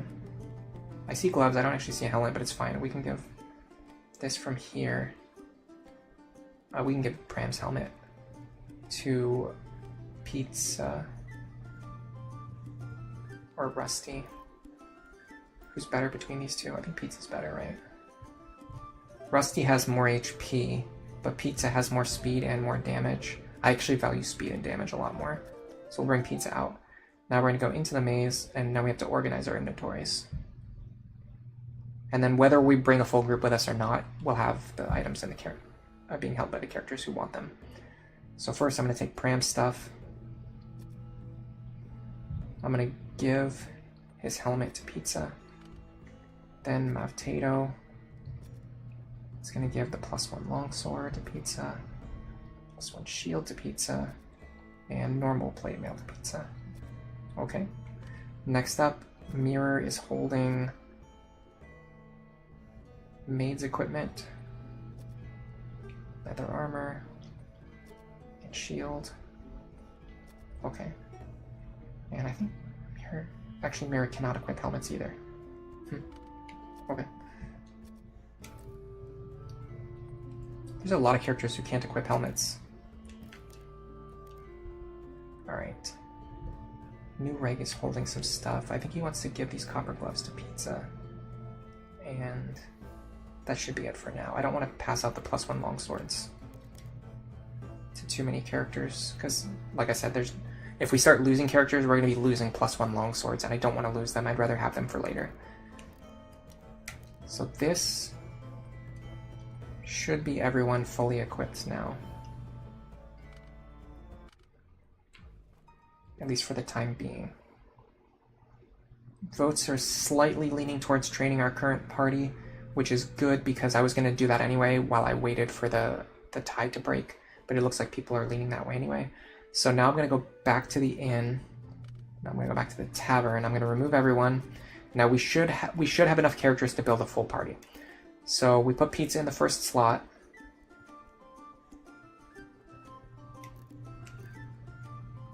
We have Silvara in the second slot. We have Mavtato in the third slot. This works. We could give the +1 swords and better armor to Silvara and Mavtato, maybe. That might be worth doing. While we're here, let's consider doing that. So let's take Reg's equipment, and we're going to pass that out to the characters who are going to be standing in our front line.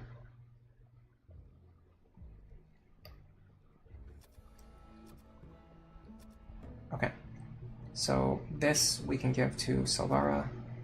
This one we can give to Mavtato. The plate mail +1 is probably best on Silvara. And then copper gloves we'll give to her as well.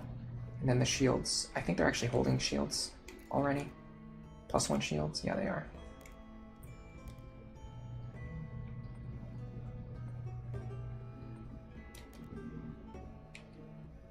So we could go get some copper gloves for Mavtato before we go any further. That's the one thing we can do to optimize slightly more. And then this means Reg's inventory should now be empty. He's holding a couple backup +1 shields, which is fine. You can also just sell them to the shop and then buy them back later. It's a little bit more costly, but it's like paying for storage. But if we can just let Reg hold the items, then it's also fine. So I'm going to go to the store, and we might be able to buy some copper gloves.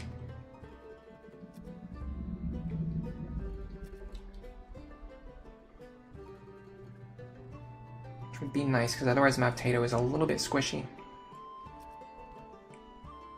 Yeah, they have some sets for sale here. So let's buy one set. They are expensive, but I think they're worth it. Hello, Pram. Welcome to the stream. You just joined late today. That's fine. Don't worry about it. Okay, so we're going to do one more thing. We're going to remove new reg. You missed it. Pram just did something very important. Let me find him. Where is it, Pram? So we just took him off the bench so that we could take his helmet and give it to someone else. So you played a very important role. All right, so people are voting for us to... we've actually succeeded in retrieving 4 of the fallen party members already. There are still 2 that we left behind, but it seems like people prefer that they want us to train the current party, which I do think is a good idea, because if we get some good utility spells, we can use those to make it so that retrieving the remaining fallen party members will actually be easier. So to do that, we need to finish building a full party, which we now have enough characters to do. So we definitely want to bring a priest with us, which is going to be Mirror, and then we're going to bring Maid as our thief, and then we're going to bring Nicholas as our mage. Now we have a full party. So we retrieved enough characters, we have a full party, we are good to go. I'm going to rest everyone one time, just to make sure everyone's like spell points and HP are full. And what I think I'm going to do is a little bit of exploration of whatever is the deepest floor we have not explored yet. We're going to enter the maze. So I'm going to head down to floor 5 really quickly, and then if we've already explored all of floor 5, which I think we have, I'll probably just go down to floor 6 and do a tiny little bit of snooping. Does Silvara have a light spell? Yeah, she has Maporfic and La Milwa. So one of the good things about bringing back Silvara's corpse is that now we can have her cast Maporfic, we can have her cast La Milwa, so Mirror doesn't have to cast them. So Mirror, which is our strongest priest, has more spell slots to use on other things, like actual priest utility spells and combat spells.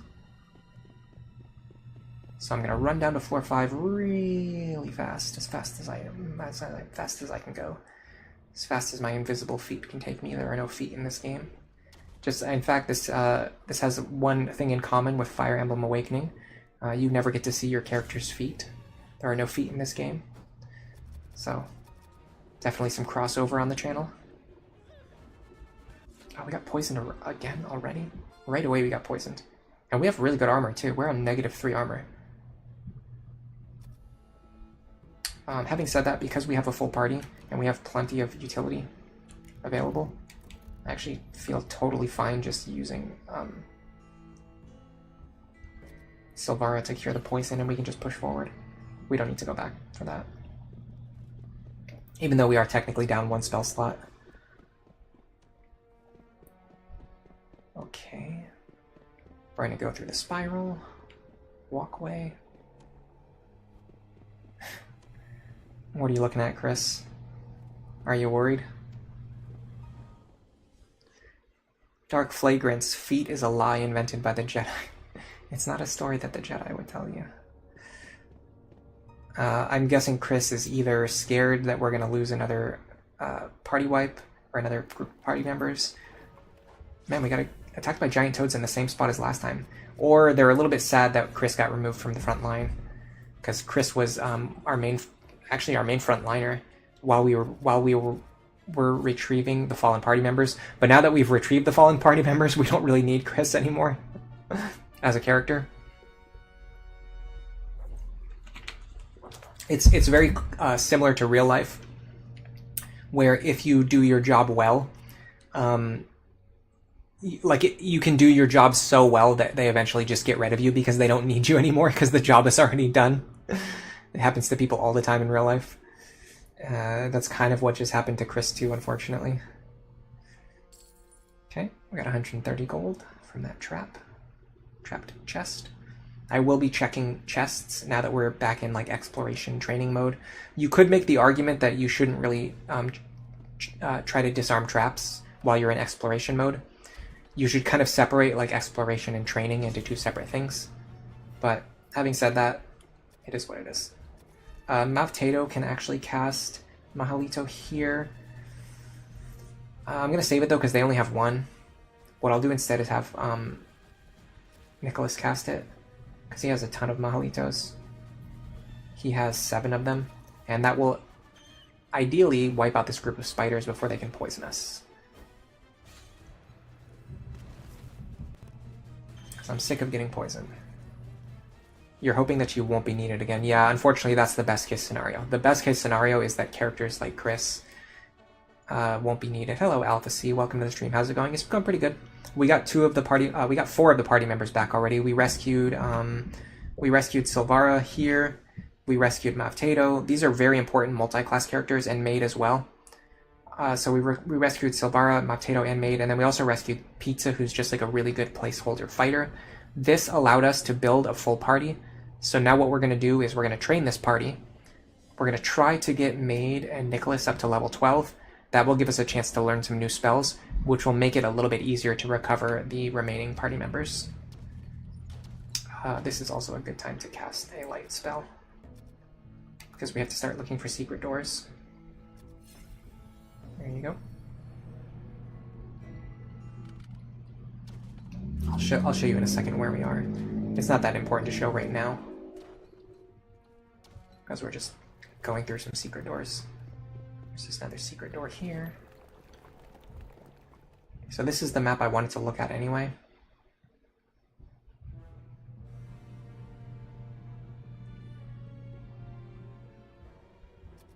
Okay, so right now we're here in the bottom left corner of this map. It does look like we've already completely explored the 5th floor. So I'm probably going to go down to the 6th floor and try to trigger some encounters down there, see how much experience we get, see like how well this party can handle fighting encounters on that floor, although granted that's how we got party wiped last time, so I don't know, maybe it would be better to stick on this floor if we're going to be training. Anyway, if we walk directly over here, we get into this bottom section, which is really convenient because if we can go up here, there's a secret door that leads right to the 6th floor, and if we go right here, we can take this elevator right back to the 1st floor. So this is like a good spot for training because you can easily go down to the next floor or go right back to the beginning of the dungeon. Maybe what I'll do is head over to this section and then just start checking these doors, trigger a few encounters, and see how much experience we're getting. On that note, we'll see how much experience we need on our characters. So Pizza's really close to a level up. They are 18,000 away, which is relatively close. Silvara is pretty close too, actually. 134 minus 113. They're 21,000 away. Mavtato, pretty close as well. They are only 8,000 away. Mirror, unfortunately, is pretty far away. They are 75,000 away, so it's going to take a while to get Mirror up to level 12. Maiden doesn't really matter. Nicholas is 88,000 away, so it's going to take a little bit of grinding to get these characters up, but we can do that while exploring, so I think it's fine. It's not going to be completely mindless. So I'm going to go here, and now I'm going to start checking these doors for encounters. There's a 12% chance every time you open one of these doors to get an encounter. Single werewolf is probably not going to give that much experience, but it'll be a nice benchmark. 162, yeah, that's not very much. We're really hoping for group encounters, but particularly we want to fight groups that we can actually wipe out.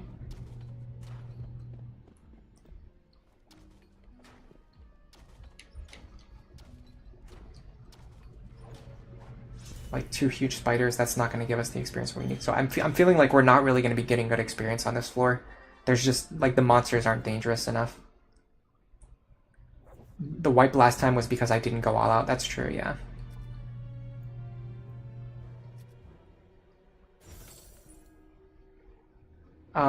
You can't see the party, but it looks like fighter, fighter, fighter, priest, thief, mage. Yes, so okay. Yeah, that is one of the things I don't particularly love about this remake, is that, you know, Wizardry is a very text-based game, and by making it so focused on the graphics, you really can't see the text, which is kind of, like, important. Let me see if I can bring up... there it is. So this is our actual... This is what the original game would look like, and with this screen, you can see everything that you need to see. Fighter, fighter, samurai, priest, thief, mage. So what we actually have, Pizza is a pure fighter, level 11. Silvara was trained as a priest. She has priest spells up to level 4, but she's a fighter now. Mavtato is a pure samurai, so he just has samurai with the arcane spells that he's learned so far. Mirror is a pure priest. Maid is a thief who has arcane spells from a previous multi-class. And then Nicholas is just a pure mage. Huge lesson you learn in this game is to just go all out, don't save for the way home. We definitely learned our lesson last time. We were just trying to conserve like a little bit of resources, and like trying to like check enemy stats and things like that because of like how you can investigate enemies in this game. So we wanted to like, you know, mess around with that, like check the enemies, see what their exact stats are, get some information, but it just ended up not being worth it because we got party wiped instead. All right, I'm going to go down to the 6th floor. I just haven't seen any monsters on this floor that are giving the amount of experience that we need. So I think what I would like to do, I actually want to see if we can take this path over here to get back to where the fallen adventurers are. Okay, this level 5 priest encounter isn't too bad, but what I learned last time is that Let me find my spell list. It seems like, weirdly enough, it seems like Makanito works on them, but Lakanito doesn't. And I'm not sure why that would be the case, other than the fact that I know Lakanito is better for killing monsters, while Makanito is better for killing humanoids. But I was pretty sure that Lakanito works on humanoids too. So maybe it's just because priests have like a good saving throw. That might be the reason why it didn't work. I'm not 100% sure. I'm gonna go refill my water. I recommend you guys do the same as well, because being dehydrated is very bad for you, and drinking water is very good for you. So you're just killing two birds with one stone. But I promise I will be right back.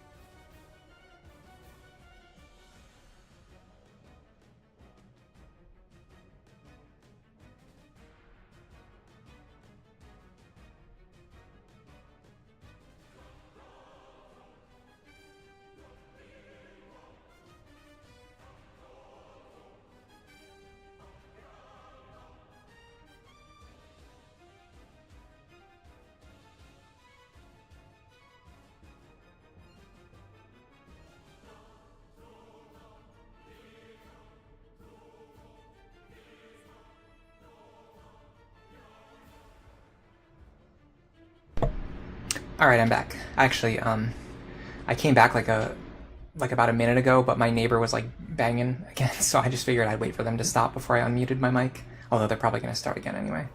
Also, I just noticed, like, I've complained about the recent changes to YouTube Studio a few times already, and man, it's really bad. It lags so much. My view of the stream is like, let's see, it's almost 5 minutes behind where you guys are. Like, I'm looking at, like, my stream footage that I'm looking at is 5 minutes behind where the actual stream is. That's how much the new YouTube Studio lags. It's just crazy. Okay, anyway. Yeah, I'm not sure why, but for some reason Lakanito didn't really work on the priests last time, but Makanito has been working on them. But it, like I said, it could just be something to do with the saving throw. It could be something to do with how the spells actually calculate the chance of death. Like, maybe Makanito works automatically as long as they're under 8th level, whereas Lakanito is just like a chance to kill anything, but even if it's above 8th level, so that might give Lakanito, like, you know, more utility, but Makanito is more reliable on the lower level targets. I'm not 100% sure. You didn't hear any banging? Yeah, I did not unmute until after the banging stopped. That's why it took me like an extra minute to get back. Do I have full information on them? I actually don't. What I'm actually going to do here is, because this is a relatively small group, I'm actually going to do Latumapik. I'm going to hide, and then I'm going to cast Makanito. I want to test Makanito. I want to see if it works on them, or if they just have like a good saving throw against death spells. Okay, Makanito works on them. So it must be something to do with Makanito and Lakanito. I think they calculate, like, the way that they inflict death is calculated differently. I think that's what's going on here. Pretty certain it's a crossbow bolt. I'm going to Calfo this. Okay, it's definitely a crossbow bolt. So even if we fail to disarm, it's not a big deal. And we might get something good. We got a scroll and an amulet. Interesting. Okay, and we're getting 1,000 experience per encounter here. I'm pretty sure we can level up Mavtato with just like a few encounters. Okay, so what I wanted to check was this. So if I go through here...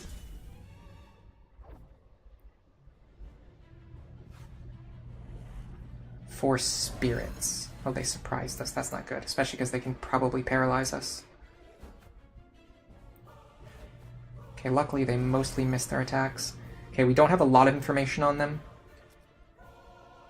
I don't think she has identification. Oh, she does. Okay, I'm going to do Latimapic here. Do this, because we need to get information while we can. I'm going to sandbag for one turn because I'm not that afraid of a group of spirits, to be honest. I'll even use a Mahalito here, just to soften them up for next turn. I don't know how much of their information we got from that, but getting more information on the monsters is good. So, oh, they have high damaging AoE spells. I severely underestimated them. And they have magic resistance too. Okay, these are not regular undead. We are in a very bad spot now. Because once again, I didn't go all out like I should have. Okay, I'm just going to blast them with everything that I have. I'm actually going to do... Well, the thing about Dispel Undead is that it actually... Monster resistance scales faster than player affliction rate. So I think it's actually better to just use... but the problem also is that they have magic resistance, so spamming them with high damage magic spells might not be the play either. I think I'm just going to Litokan, ambush, and I guess Madalta, or if Zilwan could affect more than one creature, it would probably be better. I think Madalta is going to be better. They might resist it, but still having a chance to hit them is better than nothing.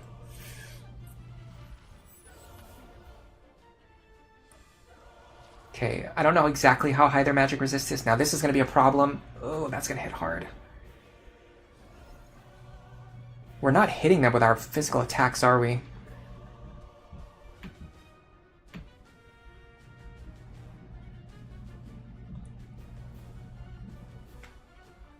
Silvara misses. No, okay, Mavtato hit one of them. What about Pizza? I don't see anything about Pizza here. What did Pizza do last turn?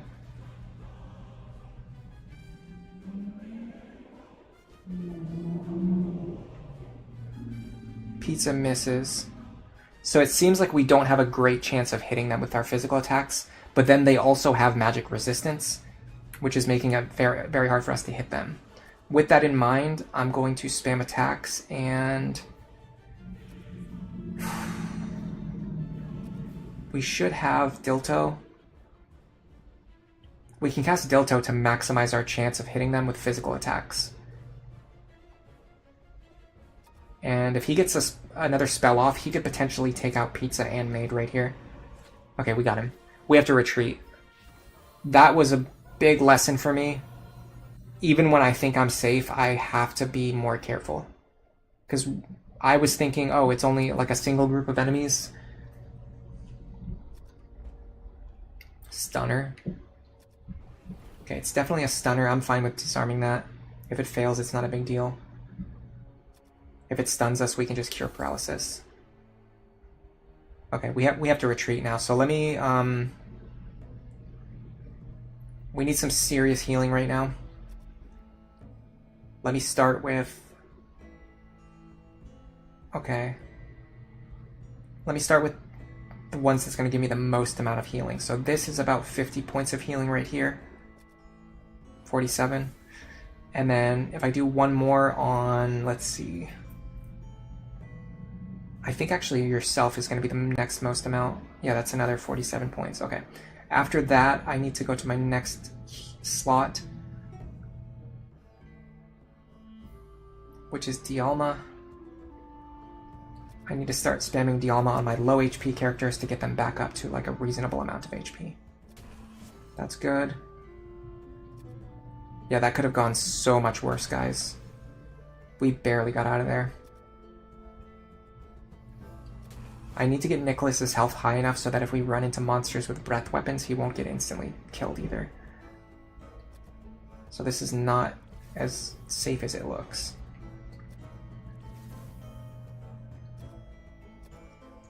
I don't know if we can train safely on the 6th floor, but then the experience on the 5th floor is like not really good enough. So I don't know.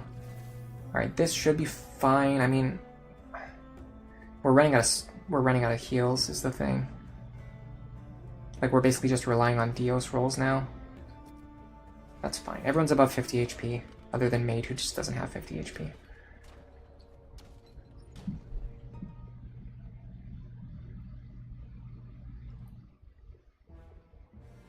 If anything is weak to Macanito, it always instantly... Okay, yeah, see, that's what I was figuring it was. I figured it was something like that. Like, Macanito has a lower... Like, it can't affect everything, but the things it does affect is like a 100%. Whereas Lacanito is chance-based, so if you try to use it on lower-level targets, it might actually fail, which technically makes it worse than Macanito in those cases. Yeah, there are monsters that have a lot of HP and a low level. High evasion and magic resistance is very annoying. Yeah, no kidding. They almost wiped us because of that.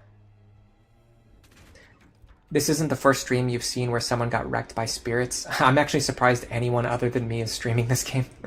But I guess I shouldn't be too surprised. There's more than 6 billion people in the world. I'm sure I'm not the only hipster who plays Wizardry still. Especially now that it's like more accessible to a more modern audience.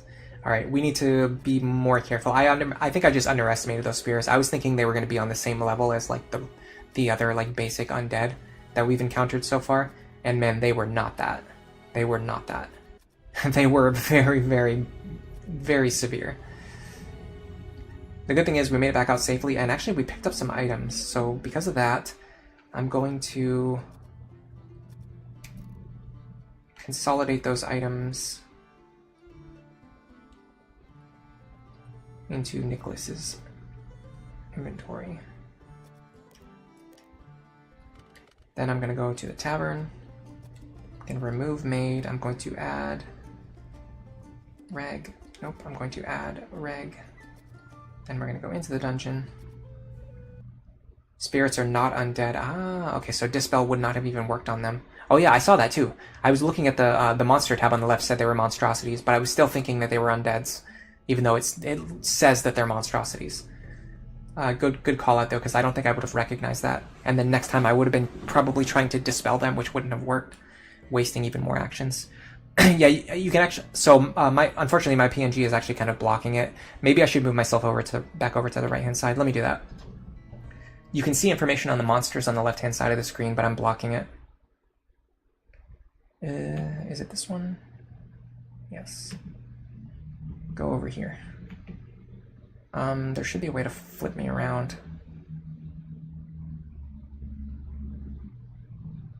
There you go. And then now I'm only blocking the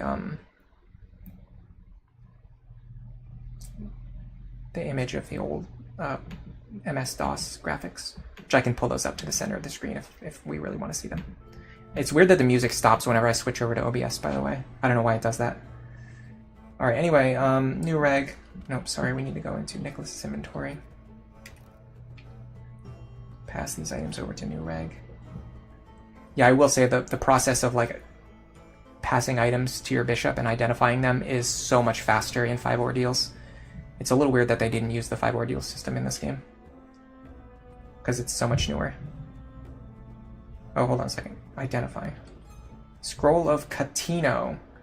It compels the enemies to fall asleep. I'm just going to sell that. This is the big one. A jeweled amulet. It casts Duma Pick. Oh, wow. So this, we got a basically infinite Duma Pick. That is fantastic. Give that to Nicholas. That means we can just cast Duma Pick as many times as we want without wasting spell slots. I love that.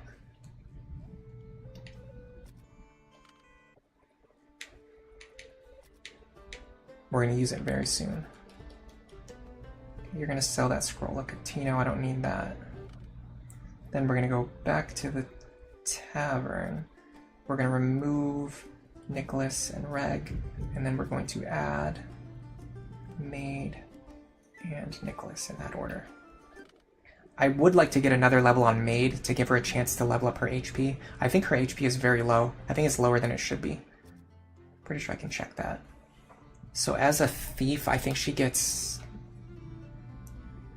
Is it D6 HP in this game? I'm pretty sure it would be, because it's based on like old Dungeons and Dragons rules where thieves still had 1d6 HP. So she should have something like... So, well, she has average vitality, so actually 38 is actually completely average for her level.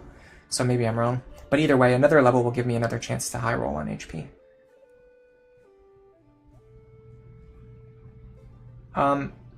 You thought that it had a chance to break, so based on what this says, it says that it's never consumed on use, which is weird too, because I also think that in Wizardry, usually magic items have a chance to break every time you use them, but in this case it says that it doesn't, so it definitely caught me off guard as well. I was going to mention that too when I read it, but I'm too scatterbrained, so I usually just move on to the next thing.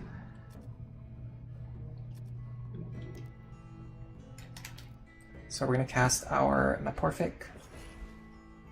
We're going to go back down. Actually, as stupid as this is, I actually kind of want to go back down to the 6th floor. I really need to find the item that opens up the shortcut to the 4th floor elevator. That's going to save me a lot of time. But I can't do that if I'm too afraid to explore. And I honestly can't remember where it is. It's just been too long since I played Wizardry 1. I most recently have played Wizardry 3, and then before that, Wizardry 2. So the last time I played Wizardry 1 was quite a long time ago. And you have to remember, like, a lot of these games, like, it's not, I mean, I don't want to compare it to Madden, but it's like the same game. They just release the same game over and over again, just with, like, a new dungeon every time. So remembering the details of, like, exactly where things are in exactly which dungeon, it starts to blend together. So I definitely do not remember anything about, like as far as, I definitely remember, like, the first 2 floors of Wizardry 1, like, pretty well, but everything after that, like, most of what we've been exploring today is stuff that I just, like, barely remember. And I have no idea where the shortcut for the 4th floor elevator is, or the item, the key item.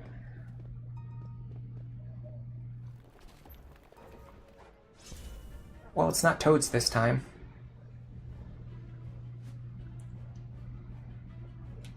We don't have full information on this group, but we know they're level 3 samurai. I mean, we know what they are, but I want to get information anyway. I want to fill out the spell list or the enemy, like, compendium as much as possible. So I'm going to identify these guys while I'm here.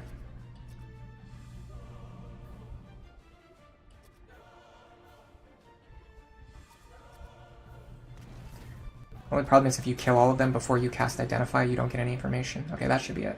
Okay, so now we know everything that they have. They do run away, they resist sleep, and they have arcane magic. We knew that. I mean, we knew that they had arcane magic, but now I guess we know that they resist sleep, and that they will run away. Fortune favors the bold. Not really. Typically, it's resulted in us getting horribly punished. But, fair enough. Poison Needle, I'm fine if that goes off. Wizardry 1 is weird because if you really memorize how the dungeon works, the shortcuts are very easy to remember. But if you actually explore the dungeons, they get lost in the detail. Yeah, I know exactly. I see exactly what you mean by that. I think that's kind of true in general in dungeon crawlers. And another thing about Wizardry 1 is that the optimal strategy is to just, like, grind on the lower, like, the less dangerous floors for a long time, and then make, like, one trip down to, like, the deepest floor to get, like, the important key items, and then just come back up. Like, actually exploring the deeper floors is, like, not that rewarding, and it is actually very punishing. But even though I know that, I want to play the game, like, in good faith. I'm not trying to, like, munchkin my way through the game. I want to play the experience of actually role-playing and exploring a dungeon, so I'm going to do that. Even though I know it would be more optimal to just grind on, like, weaker monsters and then make, like, one safe trip down to the deepest floor. No trap. Whenever it says that, I'm always going to Calfo. And then if it says I'm very certain that it's no trap, then I'm going to feel pretty certain. But even in that case, I'm going to disarm a teleporter trap, just in case it's a teleporter. Because that's the worst trap to get hit by. Staff is probably nothing. I am going to cast my light spell, though, while I'm here. Miwa.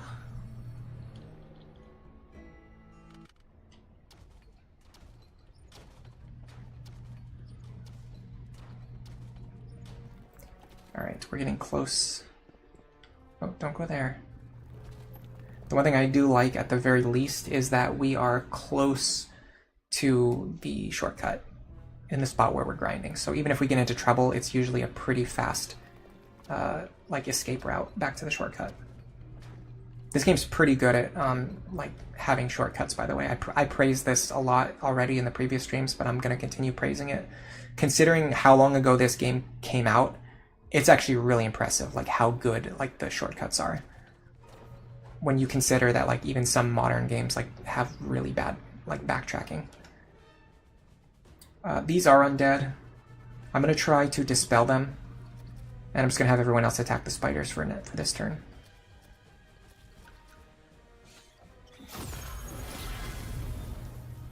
Yeah, farming on the final floor for like the highest tier magic items. Yeah, that's kind of what I was saying. I was just not really like saying it correctly.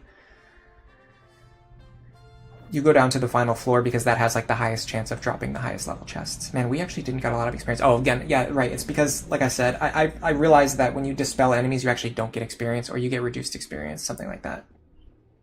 So we could have gotten more experience if we actually fought those shades, but if we actually fought them, we could have gotten paralyzed.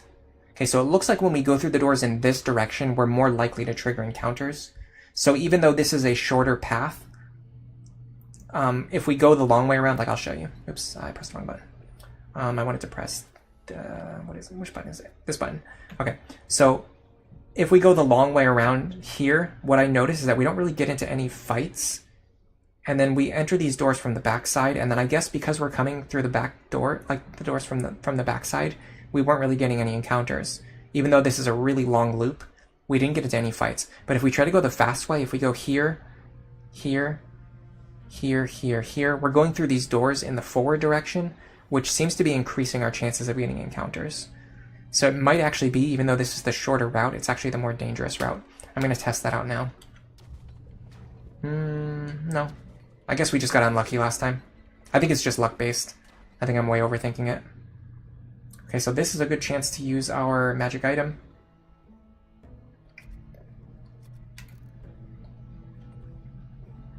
I have to equip it, okay.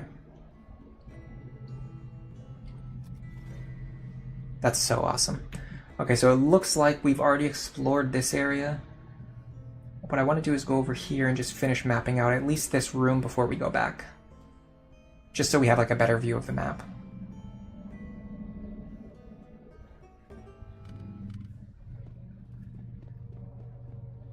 So this is not a one-way door, as I was afraid of. The stairway is right here. We're definitely not going down that stair. Oh. Well, I have to remember there's a pitfall here. We need to not go down that stairway, considering that we can barely handle the encounters on this floor.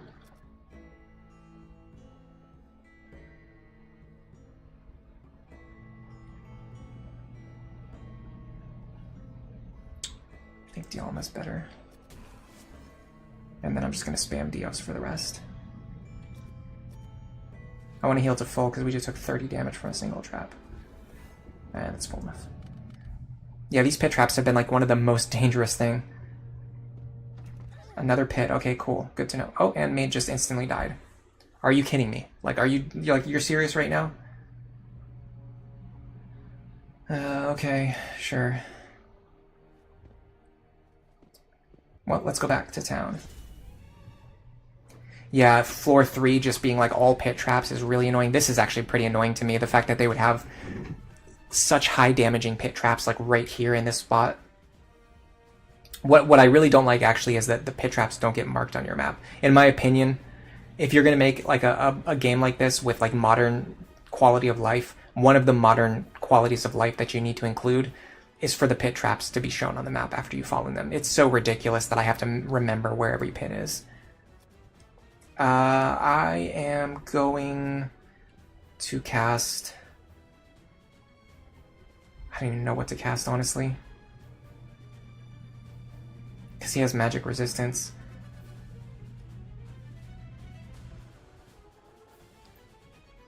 I don't know what level he is either.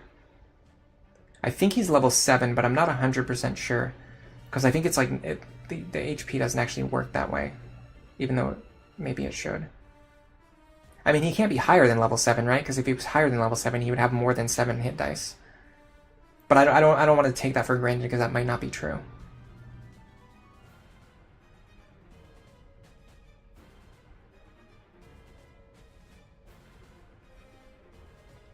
The Etrian Odyssey floor with all the pit traps. I mean, at least in Etrian Odyssey you can mark where the pits are, but yeah.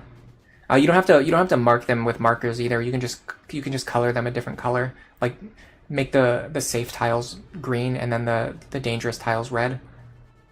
You were recently playing Elminage Gothic, which was made by the Japanese team that took over the Wizardry brand. That game has Levitate as a spell, which you can cast to avoid pit traps. So yeah, that sounds useful. Honestly, in my opinion, I think Etrian Odyssey is like by far like the peak of like dungeon crawler game design. So typically, if I'm looking for something really classic, I'll just play something really classic. And if I'm looking for like anything that's like new or good, it's pretty much just going to be Etrian Odyssey because nothing else is like really as good. So everything else is just kind of like a half measure. It's like you have like all of like it doesn't have all of the good features of Etrian Odyssey, but it also doesn't have like the classic charm of like classic games. You ended up just coloring it. That's what I do too. There is one floor in Etrian Odyssey 1 though that has like so many warp tiles, like there's no way to mark like where all of the warps are unless you start like reusing markers, which is a little bit unfortunate, but it's not that bad. You just have to remember a little bit, like exactly what links to what. And I think the way that I did it, I used a mix of markers plus coloring. Like I would use a marker, and then if I have to reuse that marker again, what I would do with the second one is I would use that marker, and then I would draw a line from the marker to where it teleports you using a colored tile. So you would have like, I mean, I'll show you guys again when we get back to the map. I have to first deal with this encounter. I wonder if Badi works on this monster. I'm gonna try it. It would either be that or Badi Alma. It's worth trying. And then we can have Nicholas cast something like Memorless, because he can't resist it. Like magic resistance doesn't block Memorless. And then this is going to increase the chance that our fighters can just wipe him out before he can kill us. Hopefully. Okay, we got him. One spirit alone, not too bad. As long as you can rush him down and kill him really fast. Man, they do not give anywhere near as much experience as they should be worth. That is crazy that they only give that much experience, considering how dangerous they are. Alright, we need to cast some serious healing spells now. And then we need to run back to town.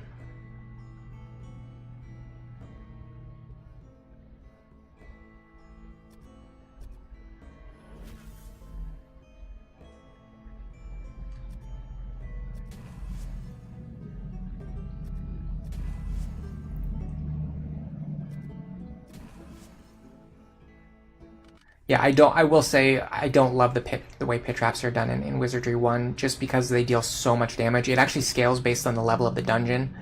So like the deeper you go, the more damage the pit traps do. And they can deal so much damage that, as you saw, you can just, like, if you have a thief or a mage, they can just instantly die. And I think that's just overkill to me. Like, that's excessive. Like, it doesn't need to be that dangerous. Anyway, so what I was saying before about Etrian Odyssey, if you get onto a floor like that has like a bunch of warps, what you can do is you can put like a marker here, and then say it warps you like over here. What I would do is I would draw like colored tiles over here to the other marker, so I can see at a glance exactly where that teleporter takes me. And then once I knew the route that you have to take, like the optimal route to get to the stairs, I just left those markers colored in so that I would know, okay, this is the fast way to get to the next floor. And then I didn't have to color like all of the other markers. So there's like little tricks you can use. The good thing is we can definitely make it back with 5 adventurers. I mean, we did it with 4 a couple times already. But now we have to resurrect Maid again, which is going to be tough because there's a chance that it will fail. which means we might lose her, and then we have to train another thief, which is going to be a pain in my butt.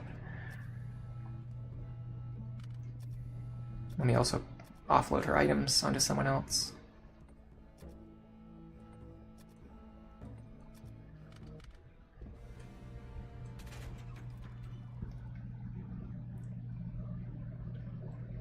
Yeah, I don't think we can safely handle... What I'm learning is we just can't safely handle the 6th floor right now. We need some more levels.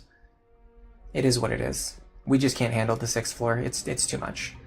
It's very clear we're losing party members like every time we go down there. And we just can't keep risking these deaths because every revival attempt is like a 50-50 coin flip. So eventually what's going to happen is we're going to have a character get, disintegrated, which is probably going to happen soon because we've gotten very lucky with our revivals so far. If Maid gets back up here, it's going to be very lucky if Maid gets back up here.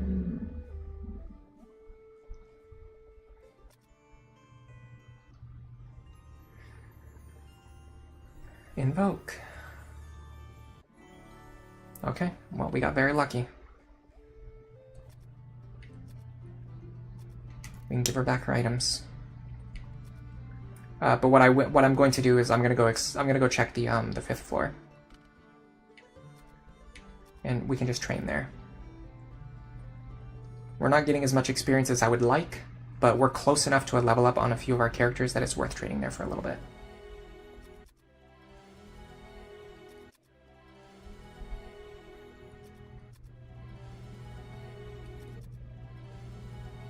And then Maid.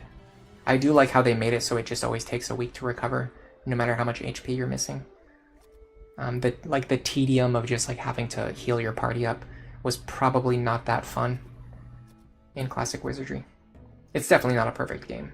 It's just something that I have a lot of nostalgia for. Murmur, chant, pray, invoke.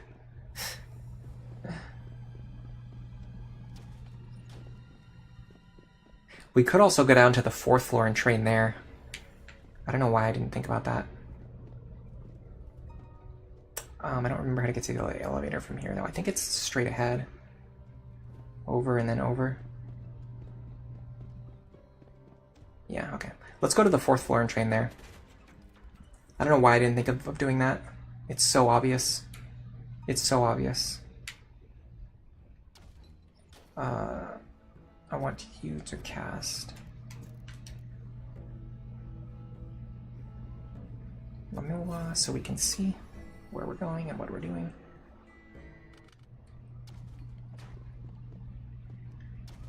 Because not only do we get experience, but we also get guaranteed treasure chests in this room and in the other room over there on the left. And every time you step on the alarm, it triggers an encounter, so you pretty much always know how to force encounters. Yeah, and these are fights we can win, and I think they give decent experience. What are we getting from this? Almost 1,000 per character, per encounter. Poison Needle. So we're gonna get another alarm here. These should be easy to kill. I'm gonna actually kill them rather than dispel them, that way we actually get experience.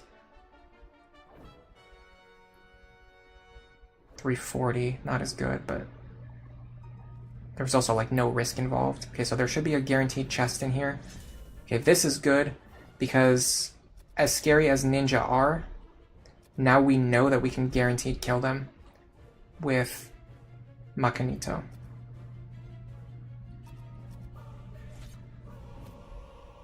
Nice.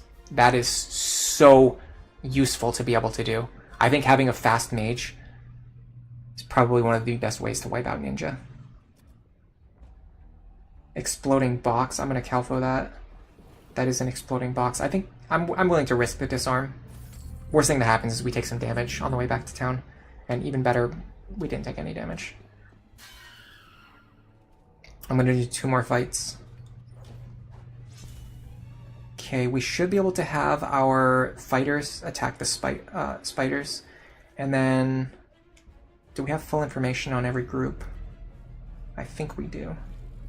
Because if so, what we can do is just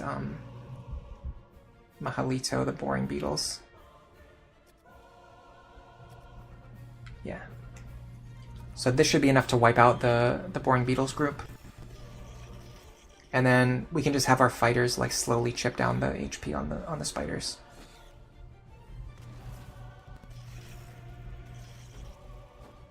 We just need to cast Fireball faster than the ninjas.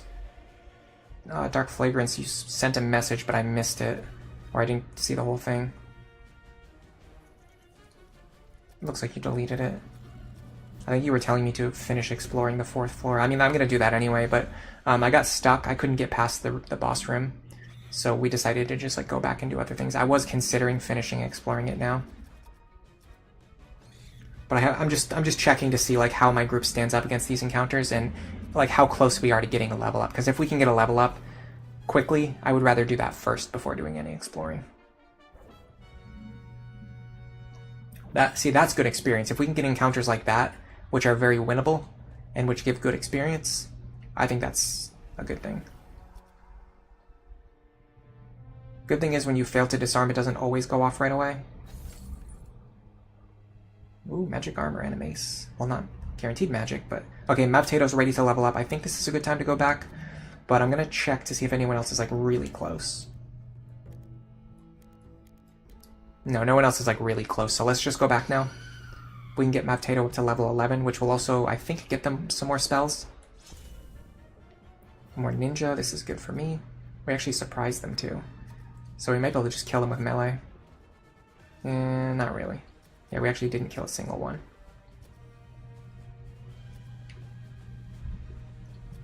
I'm gonna do Makanito again. Yeah, if you can outspeed them, it's a huge deal. Look at that. Good experience, too. Alright, this is a good place to train. I'm gonna go back now, I'm gonna level up Mavtato, I'm gonna come back, and then we're gonna train a little bit more. We're gonna level up, because I think Pizza and maybe Silvara were also close to a level up. I'm gonna level those characters up as well, and then we'll try fighting the floor 4 boss encounter again. There's like a scripted battle, it's like sort of a boss encounter, and I could barely get through it, but every time I beat it, I had like no resources left, and all of my characters were badly injured.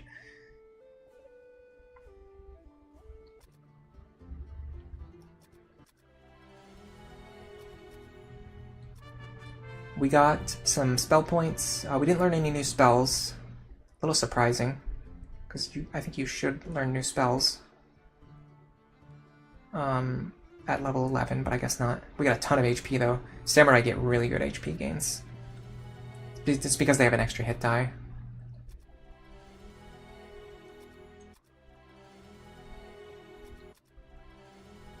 Alright, let me, I'm actually gonna... that was probably a mistake. Where's Greg? Yeah, she's holding the item I want. And he's holding the other item I want. Okay, good. Let me give the items to Mirror.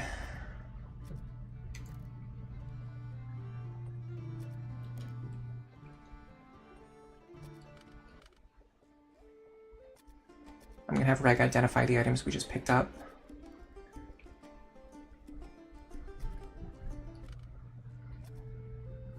The alarm trap is really nice for spawning encounters. Yeah, I think this was, again, like, it's actually really impressive, considering how long ago this came out, that they were smart enough to include, like, a spot that's really obviously useful for grinding. So we're going to give all the unidentified items to Reg.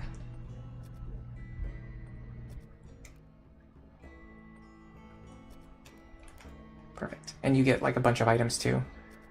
Now, granted, the chance of getting good items isn't that high on this floor, but it is, I think, decent. I think this is the first floor that actually has a chance of giving +1 swords. So it's a small chance, and yeah, like, you get a +1 mace there. Like, every so often, you get, like, a good +1 item. I think that +1 mace is actually better than what Mirror is holding. 1d7 versus 2d4 +1.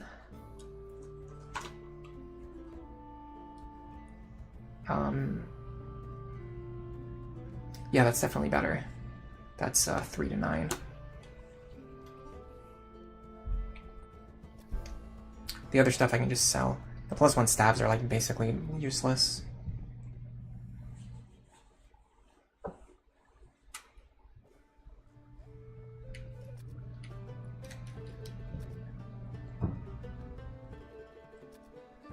I think I'm going to sell the +1 shields now. I'll just buy them back later if I need them. I would rather keep Reg's inventory empty. For me, it's like the convenience is worth paying a little bit of extra gold. If I even need to later, which is pretty unlikely because I have a bunch anyway. Like the only reason I would need to buy more later is if I have to train up like another replacement group. And if I get to that point, I'm already grinding for so much gold that I'll have enough to buy +1 shields if I need to.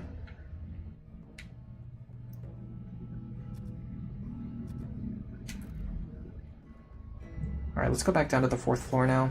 We should be able to get another level onto Silvara and maybe Pizza as well. One or both of these two are pretty close to a level up. And then after that, I'm going to see how close my Priest and Mage are. Which I think they're probably still too far away. But we'll see.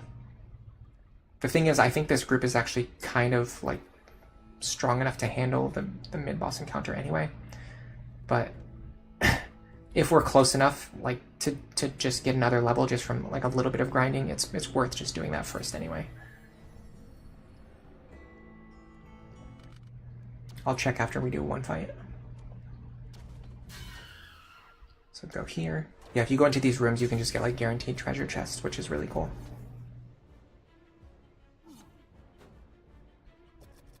I don't know how much experience the ogres give. It'd be cool if it's a lot.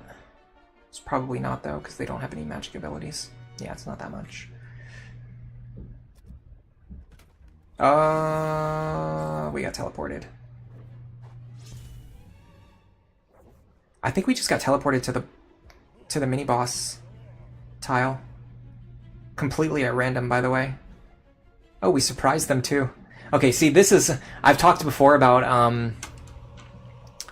like, the way, like, old-school RPGs that don't really have any story, but, like, you can tell your own story just based on, like, the random things that happen. Like, this is a really good example of that. So we just opened up a trapped treasure... Actually, we didn't even open it up. We were trying to inspect a treasure chest, and while trying to inspect it, we accidentally triggered a teleportation trap. The teleportation trap warped us to a tile that was filled with boss enemies, and because we got teleported there, we surprised them, which is really funny. Like, we literally just got teleported into, like, basically behind the enemy, like, highest level guards on the floor, which is just wild. Alright, so let's think about how we want to handle this. I think the high priests are pretty dangerous.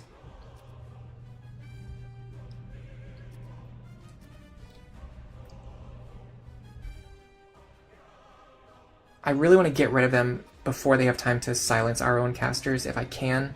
I wasn't able to do so, but I made some headway. Now here's the question.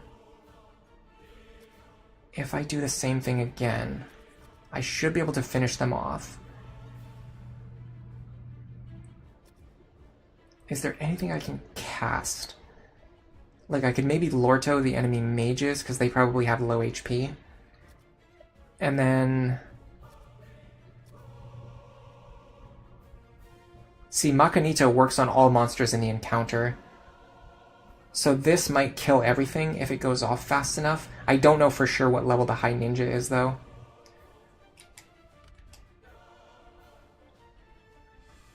The High Priest might be level 8.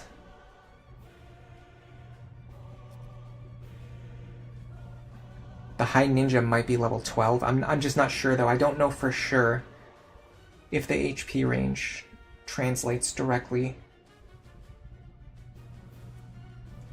to their level.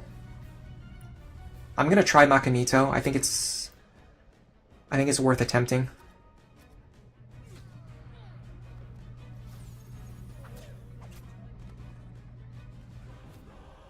Okay, yeah, it doesn't work on these guys. So they're higher than level 8. I don't know what level they are, but they are higher than level 8. By the way, that ninja just hit us for 40 damage. Let me go up there. The High Ninja hits Maftato for 44 damage. That's ridiculous. And the other priest is still alive. Good God. The number of hit dice is their level. Okay, so they are immune. Okay, that's good to know. At this point, I think killing the ninja as fast as possible is more important. I'm also going to... Should I cast Identification? I don't think I need to, because I want to add their information to the compendium, but I already know what they can do.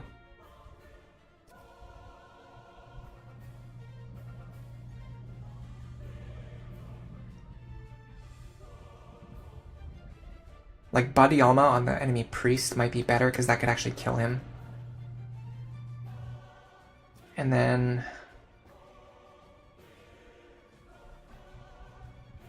Lacanito could work on them, but it's just, like, chance-based. It's just pure chance on a saving throw. I wonder if Masopek would be good here, because that's going to reduce the chance of the ninja hitting us. It's either that or, like, Memorless to increase our chance of hitting him.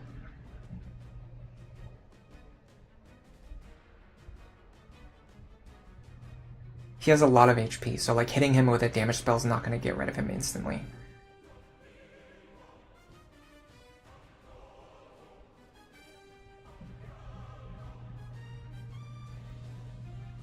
It will add up, though. I'm gonna go with Masopek. It might be the wrong play.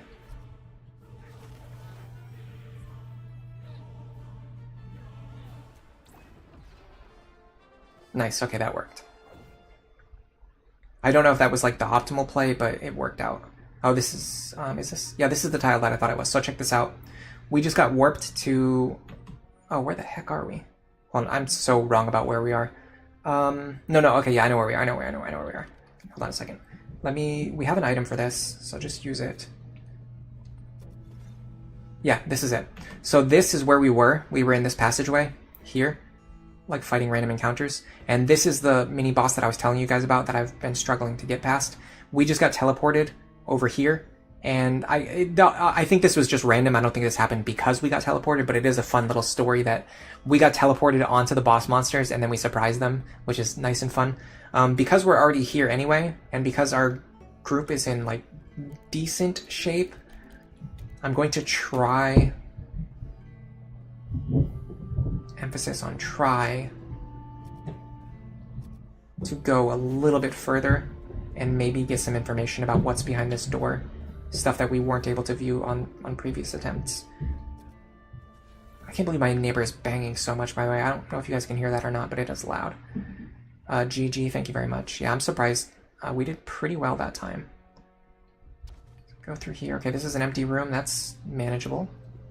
We never have to check that empty room again. This is a one-way door, which is beckoning us forward. Well, we got no choice now. As the party enters the room, the door slams shut and disappears. Another door appears on the right. A voice can be heard. Congratulations, my loyal and worthy subjects. Today you have served me well and truly proven yourself worthy of the quest you are now to undertake. Several years ago, an amulet was stolen from the treasury by an evil wizard who is purported to be in the dungeon immediately below where you now stand. This amulet has powers which we are now in dire need of.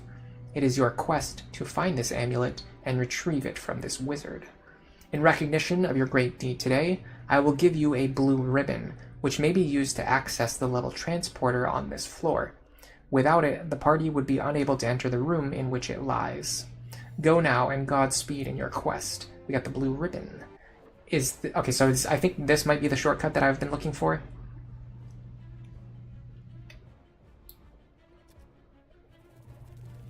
So these enemies are all below level 8, is that what you're saying? Because these are level 2 enemies, and these are level 5 enemies? Is that true? Is that a true fact? I don't know. I think these guys are significantly more dangerous. I'm going to pile attacks onto them, and then I'm going to do nothing else because it's a surprise round. Okay, next I'm going to finish off this group. You know what I should do? I think a Mahalito won't work because they resist fire, but a basic Daltos should clear them out. I want a mage with higher agility, that is one thing. I think our agility is a little bit low. So yeah, it's pretty funny that the blue ribbon was right behind this door the entire time. They do have 20% like magic resist, so he just had like a 20% chance to dodge that. I missed that. I should have noticed that. But yeah, it is pretty funny if the ribbon, which is if this is the shortcut item, which I think it was right behind this door the entire time, and we just never found it. All right, we're gonna inspect. No, I'm gonna cast Calfo from now on, so I don't get hit by a teleporter.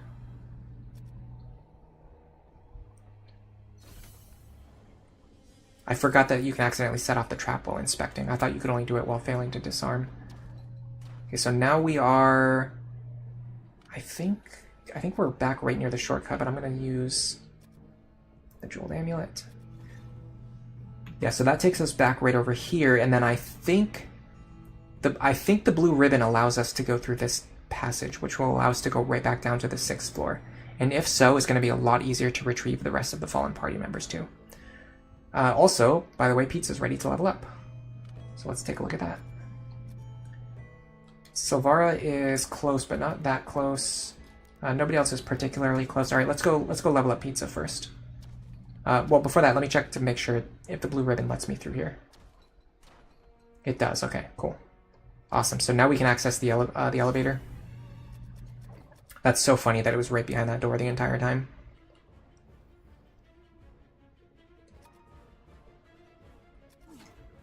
So Makanito should work on these guys. Nice, okay. Yeah, this is a big deal. I should have gotten this much sooner, but I just didn't remember that it was here. For some reason, I was thinking I had to go down to the 6th floor to get it, which is so funny. Nice, another shield and a sword. That could be a +1 sword. Alright, let's go back. Now we can basically freely travel from the 1st floor all the way to the bottom floor if we want to. This is like the biggest progress you can make in the game. I really need to get more HP on my other frontliners though. Silvara and Pizza's HP are both very low. And the sad thing is, because HP growth is like random, they might just gain 1 HP on their next level. They might not even really level up in an amount that matters. Alright, let's level everyone up first. 17, okay, that's good. His HP is a little better now. Silvara's gonna need a good HP level up.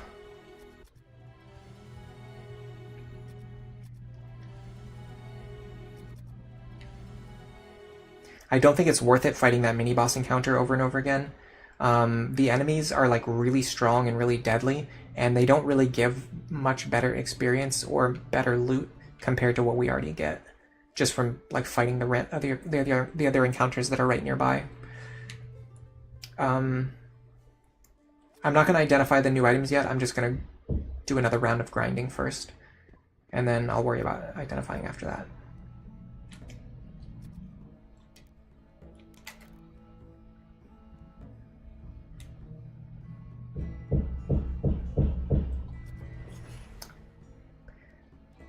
I can hear them banging again. I don't know if you guys can hear it. It's so funny. I don't know what they do. It's like 8 o'clock at night and they're just like banging over there. What would you be banging? Like, what is so important to be banging at 8 o'clock at night? Are they just doing carpentry? Like, what is this? All right, floor 4. We're going back.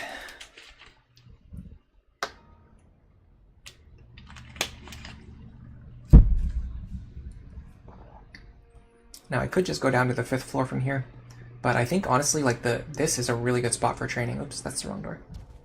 This is a really good spot for training. So in a weird way, it's actually better to just go here.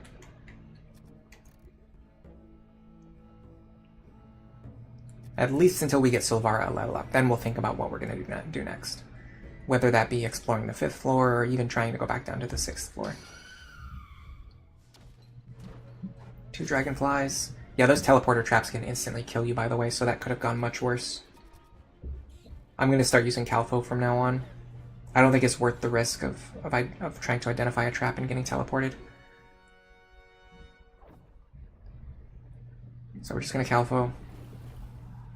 Teleporter. I'm not gonna mess with it. To me, it's not even worth the risk of failing to disarm it. 4 boring beetles. I think boring beetles don't run, so we can just take as much time as we need to clear them out. They do hit pretty hard, but we can just heal that damage off. I think what I'd like to do now is train up another party member who can bring Calfo. Because if we're using Calfo as our main method, which I am, like for example, does she have Calfo? Yeah, okay, so she has Calfo. So we have Silvara, we have a couple of Calfo charges on her. We have a few charges on Mirror. If we can get a few more Calfo charges, it will allow us to spend more time like grinding before having to go back to the dungeon. Or go back to town, sorry. I don't know what is wrong with my ability to speak in complete sentences. Maid really needs an HP level up though. Oh my god, she needs HP. Okay, these guys will run, they will paralyze us. They're below level 8. They have a lot of HP too. Is this a Macanito moment? Honestly, Macanito is so powerful. Especially for grinding. Like if you're just going down, killing some monsters and coming back out, Macanito can just almost kill anything that you need it to kill. Good experience. Get a chest, we're gonna Calfo it. Blades, okay, I'm fine with blades. And it is blades, well, not definitely, but like, you know, 99.9% sure it's blades. I can do one more at least. Boring beetles again. Boring beetles are easy, we can just sweep them with our Mahalito casters.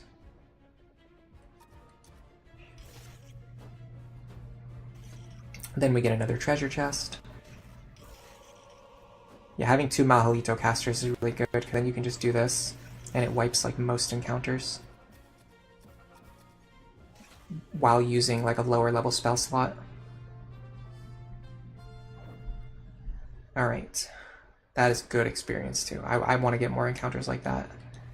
Calfo, that's a teleporter, I'm out of here.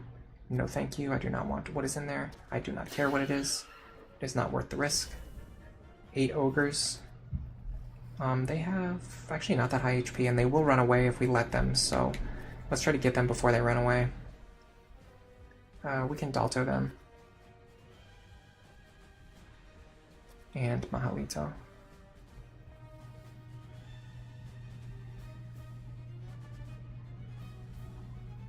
Yeah. Probably the Dalto will completely kill all of them. Nope. Okay, so the Mahalito should finish them off now. Yeah, as you will notice, our characters tend to go more often than the enemies. That's because of the thing I was talking about earlier. Another good experience, too. Yeah, we need big groups of, like, not really super dangerous enemies, because that's just free experience, basically. Okay, Silvara's pretty close. She really only needs 2 more fights to level up. This is probably not enough experience, so we probably need 2 more after this. But we can grab another treasure chest. So I'm going to Calfo again. No trap. Okay, it's probably no trap. Anything good? Nope. So let's go in here one more time, get another treasure chest. 6 werebears. Let's do... Don't really have a lot of Mahalito casts left on her. Let me do Catino. I don't know if Catino works on them, but it might. I don't see why not. Oh, they do have sleep resistance. My bad, I missed that.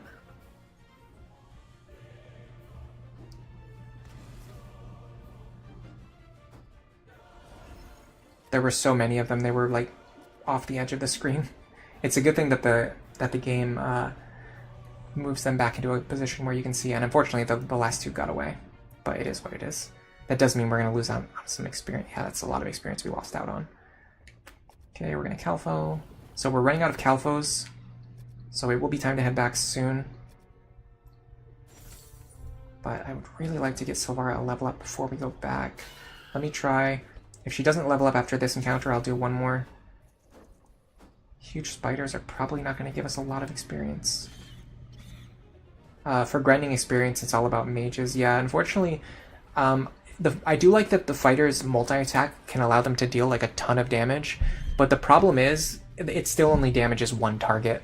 Like if they could cleave, if they could hit multiple targets, I think fighters would be really good in this game. They're still really good, but they could be like a lot better, especially for grinding. Okay, so we probably need to do one more encounter. This should be enough to level her up. Can everything here run away? Yes, everything here can run away. Everything here is under level 8.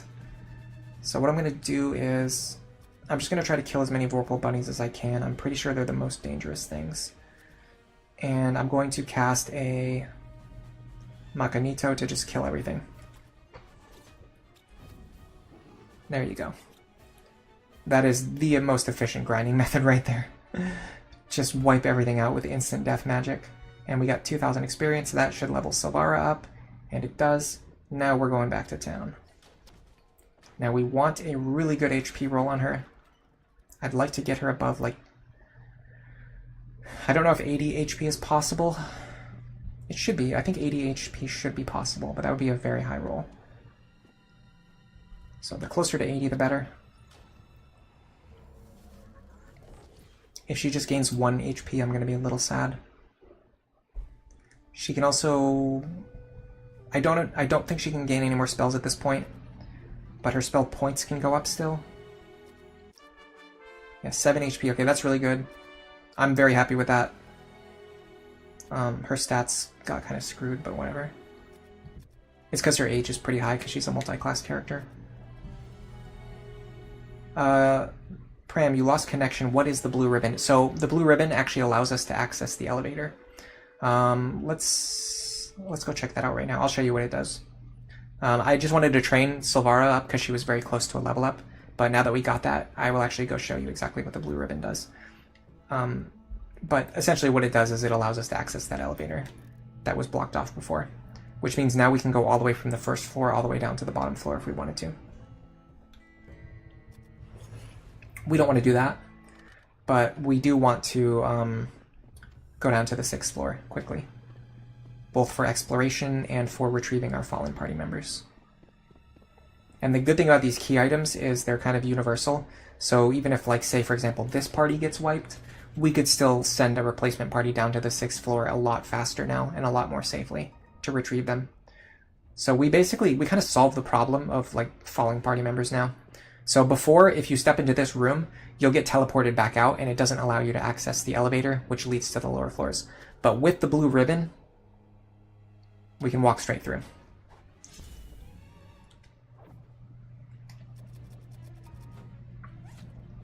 Yeah, just more good, like, classic shortcuts, which I will always praise the shortcuts in this game. I don't know if these dogs have, like, damage reduction or if I'm just low rolling like crazy. I don't think damage reduction exists in this game. Alright, so anyway, we're gonna Calfo here. This is a teleporter. I am not messing with it. Okay, so anyway, from this teleporter, now we can go all the way down to the 9th floor if we want to. I'll go down there for 1 second just to show you.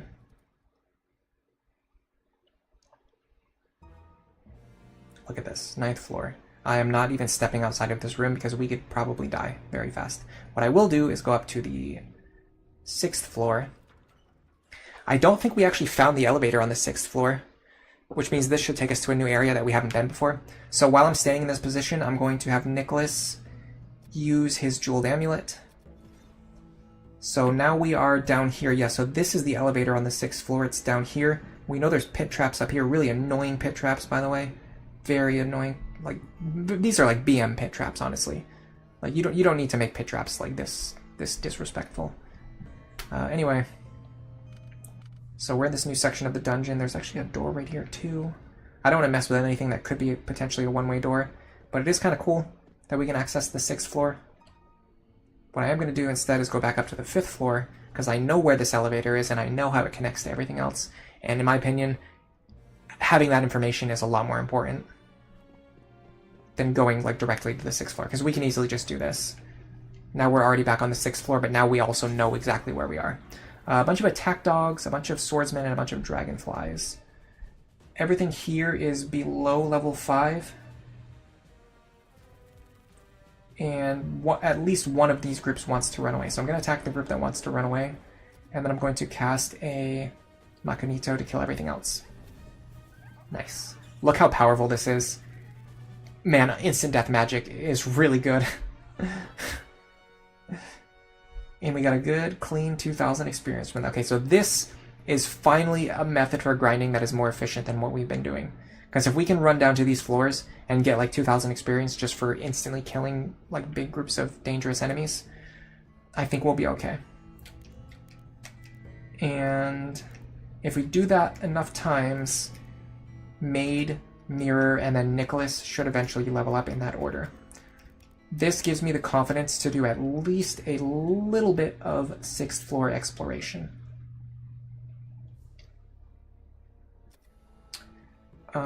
I don't think I have my light spell active.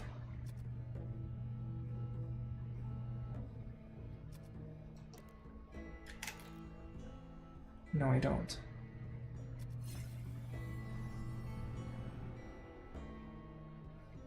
Okay, where's Nicholas? I'm going to use your Jeweled Amulet. This Jeweled Amulet is clutch, by the way. This thing is amazing. Alright, so we have not... oh, sorry about that. We have not opened this door yet, it looks like.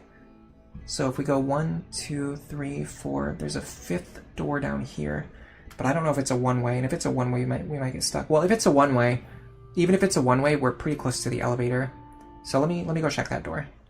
Let me also adjust my mic really quick. Alright, sorry about that. I hit the microphone, which probably made a sound. So we're going to go in here.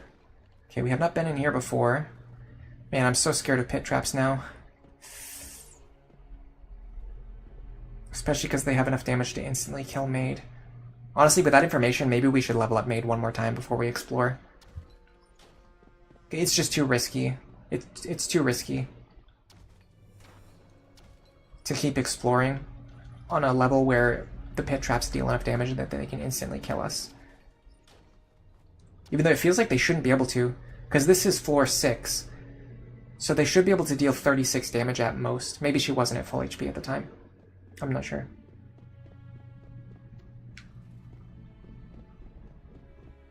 You retracted your message.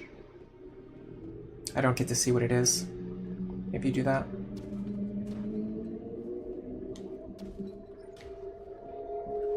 There we go, some level 4 thieves. These should be like a free kill. I don't think they have any ability. Yeah, they have no abilities, they have no actions, they have no traits. So we can just kill these straight up. You wonder if there are other jewels with different spells inside. So there definitely are items that have like limited, you know, they can replicate the effects of spells or magical effects. Some of them have a chance of breaking when you use them, which makes them like sort of, you know, it's like, you know what I mean? Like it would be useful to use it, but then you use it and then it breaks. So then you don't want to use it because you don't want to break it. I mean, it's better than being single use, obviously, because then there's always a chance that it doesn't break. But this one is particularly good because it never breaks, and it has a really good effect. Like a Doom Epic is something you want to cast pretty much constantly. I think that someone else had... Oh, by the way, I forgot to equip this. That's funny. Someone else had a staff that could be used to cast the spell, but it was like it could break when you cast it, so it wasn't like that useful. Should be able to trigger encounters by walking into these rooms. And there are no pits here. Okay, unfortunately, we're not really getting good encounter luck. I think this takes us back to the entrance. Yes, it does. Yeah, we're not actually getting into any fights. I mean, I could just walk back and forth. Also, I think I've never gone... Oops. A single level 5 mage. Pretty sure we can kill him before he gets away. So I think there's a crossroads at the end of this passage that we never explored either. And now that we have this jewel,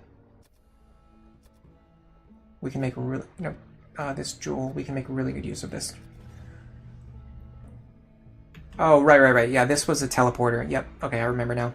So when you step here, it teleports you back up here. Yeah. I remember that now. Look, if you turn around, there's going to be a wall behind us. Okay. I forgot about... We actually found that on a previous attempt, but I forgot about it. So then you look at the map and you see there's an empty space there. And it makes you think, oh, well, I guess if you go through here, something I haven't explored. But no, it's just a teleporter. That's another one of those things where, like, I wish I could just mark that on the map. Okay, unfortunately, we're not really getting any encounters, so I'm going to go back up to the 5th floor. I kind of doubt the experience between 5th and 6th floor is that big, but I do think that the 6th floor is significantly more dangerous.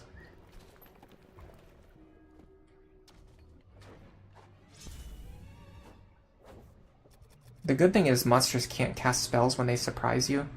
So even if you do get ambushed, it's not like you're going to get ambushed and then wiped out with like a huge AoE bomb. One of the other things I really like about Etrian Odyssey is you have skills that can reduce the chances of enemies getting a surprise attack on you. Got another teleporter. And you also have skills that can increase your chances of getting preemptive strikes on the enemies. Those are just like really nice to have. These we know about. They have a ice-based breath weapon. And other than that, they're not significantly dangerous. Well, let's see how this ambush turn goes. Pretty well. I'm pretty sure we can just kill the other one before he can do anything. Unless we get really bad initiative. Yeah, there you go.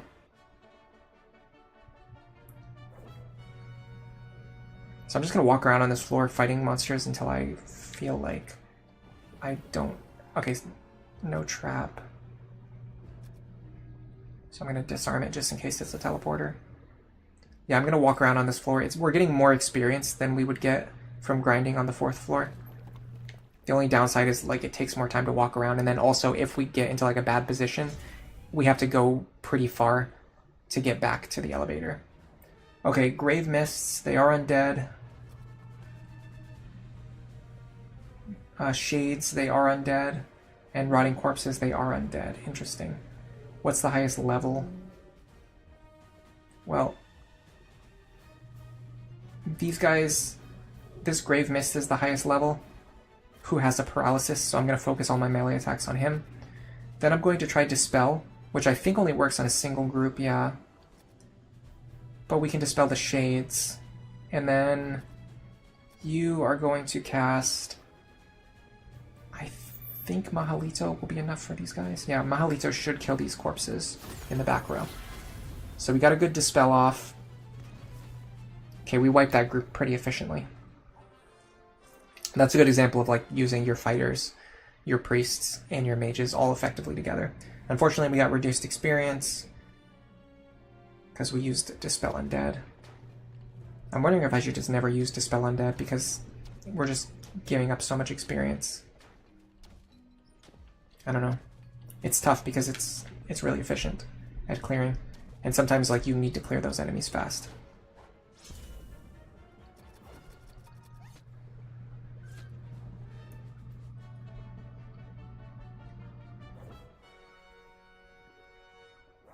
Just not getting enough experience from some of these encounters.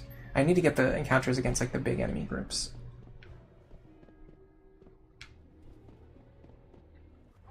Actually don't know where I am right now. I'm gonna have to use my jewel. Yeah, like if you just run into one enemy by himself, you just don't get enough experience to be worth it. We need those bigger groups. Alright, Nicholas. I need your help.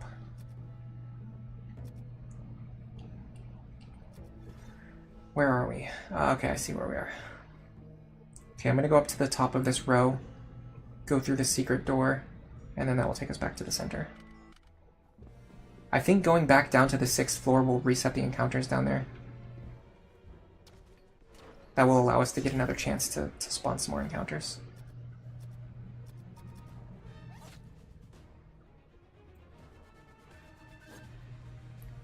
It makes me sad that when they run away you don't get any experience. I mean, I get it. Like, I understand. but it sucks because it just makes it so that when enemies run away, it's just like always a net negative. There's like never any good thing about it. So this should take us back to the main area. Now I want to go back down to the 6th floor. And then all of the doors should be reset now. So we can get another like 12% chance to get into an encounter behind every door.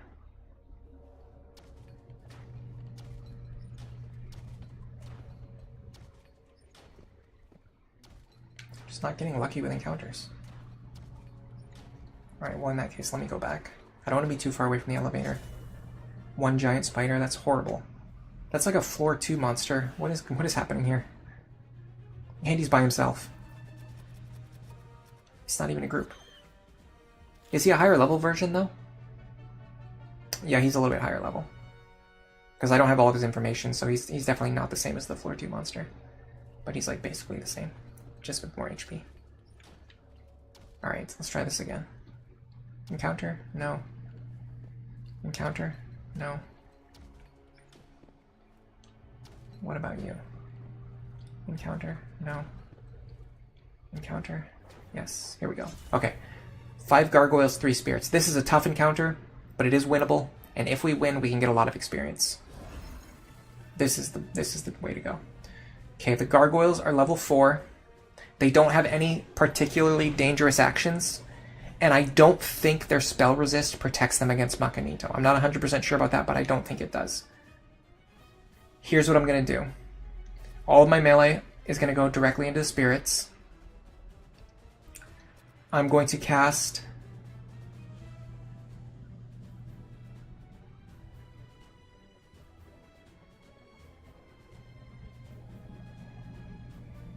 Lorto on the spirits. I'm going to cast Morlis on the spirits. So this is going to maximize AoE damage and increasing the chances of my fighters hitting them. And then Nicholas is going to cast Macanito to wipe out the gargoyles. So the gargoyles should go down fast. Perfect, okay.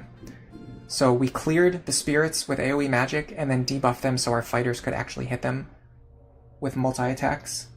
And then we used our mage to clear out the other group, which didn't have any resistance against death magic. I think that went pretty well. And I'm a little scared to go through here because I believe this is a one-way.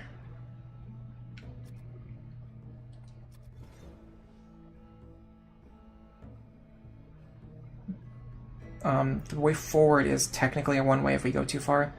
The other door is actually just a secret door, which I don't think is a one-way, but might be. No, it's not, okay. And this just connects back to the main passage, which means we can check these rooms that we didn't check earlier. Yeah, so what we need to do is find more of those like difficult but winnable encounters. This is going to be tough because there's 6 monsters that all have AoE magic that they can cast on us. So for this, again, I'm just going to spam Lorto, Morlis, and you need to cast your highest damaging AoE spell, which is going to be Madalto. And then just hope that their spell resistance doesn't block too much of our damage.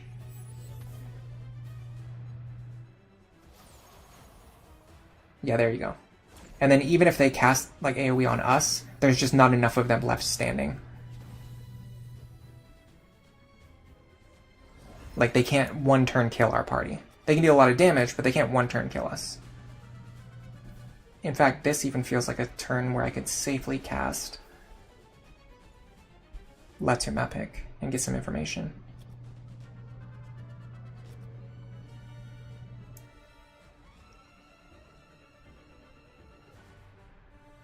I think another Delto here is the smartest play. Okay, I'm not going to get any information. Oh no, I did get it. You get it even after you kill them. Oh, that's really cool. Yeah, so they have arcane magic. Oh man, it goes away too fast. I'm pretty sure I can look that information up though. Hold on a second.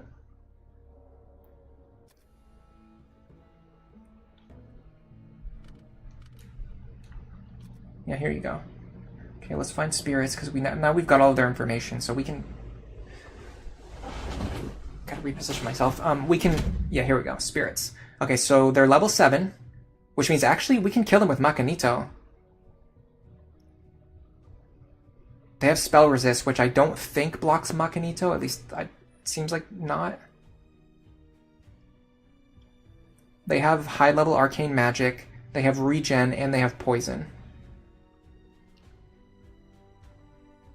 Latumapic is way better in this game than in other versions. It's a combination of different factors. So one thing is that you have a permanent bestiary. So once you get information on an enemy type, excuse me, you always keep information on that enemy type, and it also gives you like specific information.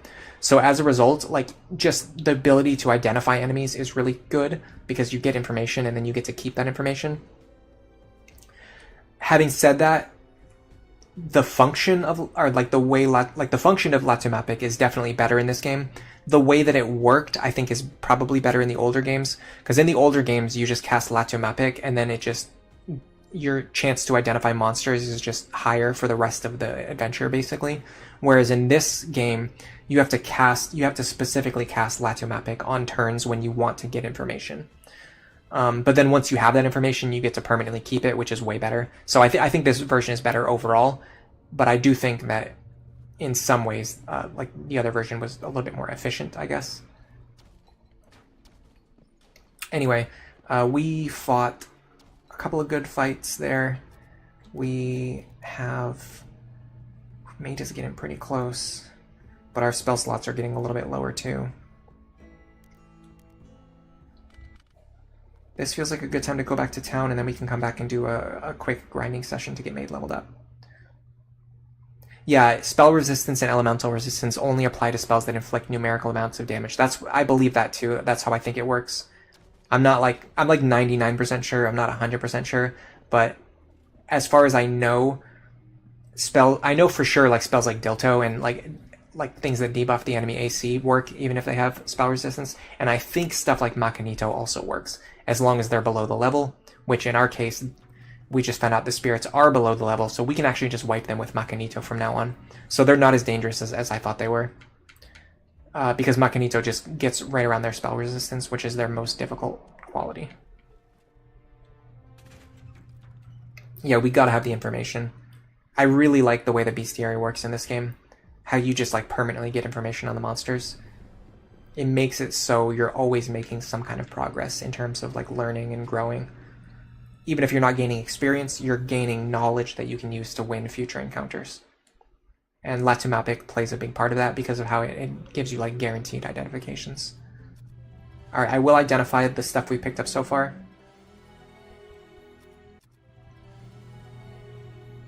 And then I'm going to go down and we're going to grind Maid up, and we're going to hope to get a good HP roll. If we can at least get her HP high enough so that it's impossible for her to die from a pit trap, I'll feel better about exploring the 6th floor. Because otherwise it's just like a toss-up.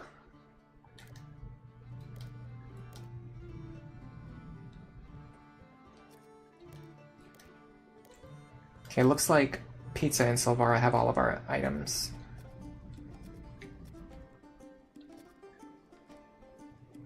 We're going to bring new reg.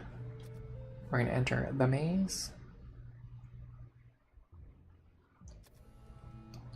And we're going to pass over all of our items. +1 swords would be great, although at this point we actually have enough that we don't really need any more. But having a few backups is not a terrible thing. Cursed one. A cursed short sword. And... oh god, don't do that. And a regular small shield. I think cursed items actually sell for more than regular items, if I'm not mistaken. Or at the very least, they sell for the same amount. We're going to find out very soon. Yeah, I think these sell for a little bit more than regular longswords. It's tough to tell because I don't have any in my inventory right now. But I'm pretty sure regular longswords and short swords sell for like 25 gold. So yeah, the cursed items, if you can identify them properly, they actually sell for more than regular items, which is a good way to make some gold. It's one of the reasons why having a bishop is at least moderately useful. Okay, so we're going to train Maid and Nicholas. Now we can get Maid to level up just from a little bit more floor 4 grinding, so it is worth doing that.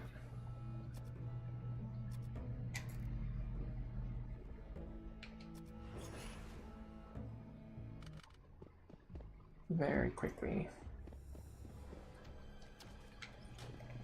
I'm the type of person where, like, if I get really caught up in playing Wizardry, it's very easy for me to lose track of time. Like, I just noticed we've already been streaming for 3 hours. Alright, here we go. And...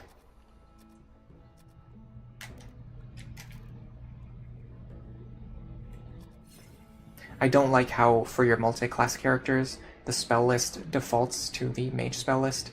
Because, like, for Silvara, it always takes me an extra button press to get to her priest spells, and then usually I press the wrong button, so then it takes me, like, multiple additional button presses. Okay, we're not going to do Dispel Undead, because as we learned, that causes us to lose experience, which is exactly what we don't want.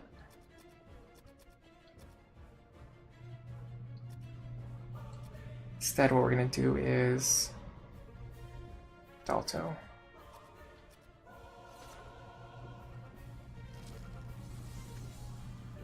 Perfect, that's way more experience. Unfortunately, we immediately got paralyzed. That sucks. I don't know what the paralysis chance is. If it's like, if they hit you, do you always get paralyzed? Because it seems like we get paralyzed like way more often than we should, considering they probably have like a 5% hit rate against us. Alright, so we're gonna Calfo. It is a crossbow bolt. Very likely to be. I feel confident about that. And we got a good amount of nothing from that. Alright, so I think Silvara can cure paralysis. Yes. Then we can rearrange our party.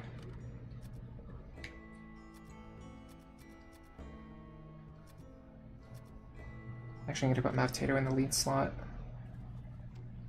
Because I'm used to having Silvara on the right-hand side, but I moved her to the middle a while ago and I never moved her back. Okay, a bunch of level 7 ninjas, so these do have instant death. They also have relatively low HP though. I don't think I need Makanito for them. I'm pretty sure I can just wipe them out with any like general AoE. Just because their HP is so low.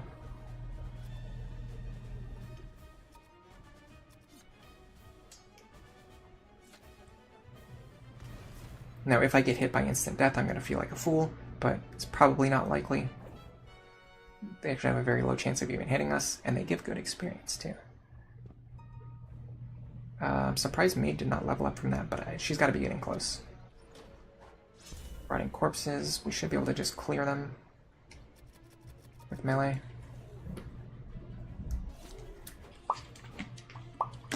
Let me drink some water.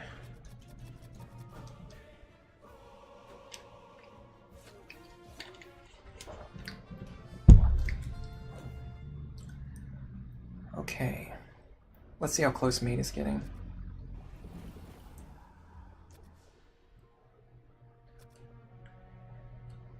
Yeah, unfortunately, we're not really likely to find any great items anymore. Like, nothing better than what we're already holding. Alright, so Maid is... She's actually still kind of far away. She's still like 12,000 away. I thought she was closer. This might take a little while. Okay, well, this is going to definitely make this go faster. I also don't know what those masked men are. Apparently I've never identified them. Okay. Here's what I'm going to do. My front line is going to defend. To reduce the chance of them getting hit by instant death.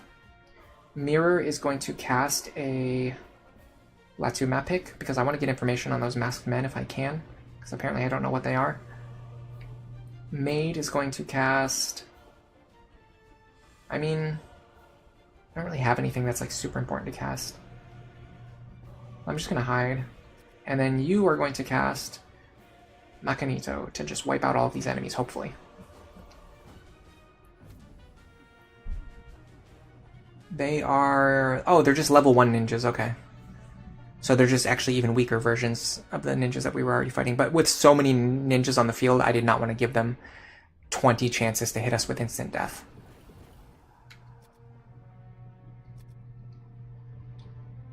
And we barely got more experience there than what you get from just fighting the group of level 3 ninjas, even though there was like a bunch of extra ninjas on the field. 4 boring beetles, we can kill those with regular attacks. Okay, let me make sure I have at least one more Macanito. As long as I have like one more Macanito, I'll stay and keep fighting. But once I start to run out, that's when it's time to like get out of here.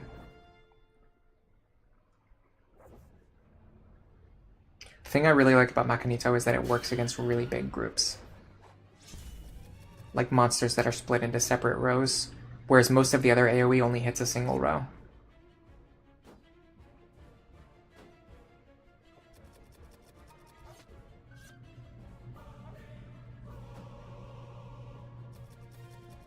I think we can actually keep going into this same room over and over again too. We don't have to keep going back and forth.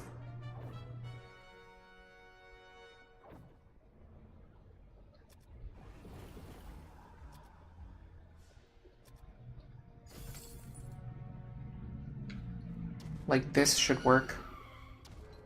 Yeah.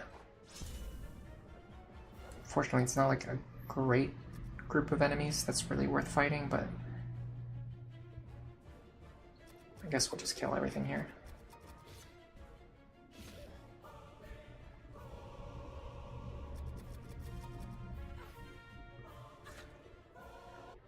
I think that's going to be like less than 1,000 experience on everyone. Maybe, yeah, 500. I didn't say that fast enough. If I said that fast enough, I would have sounded really smart.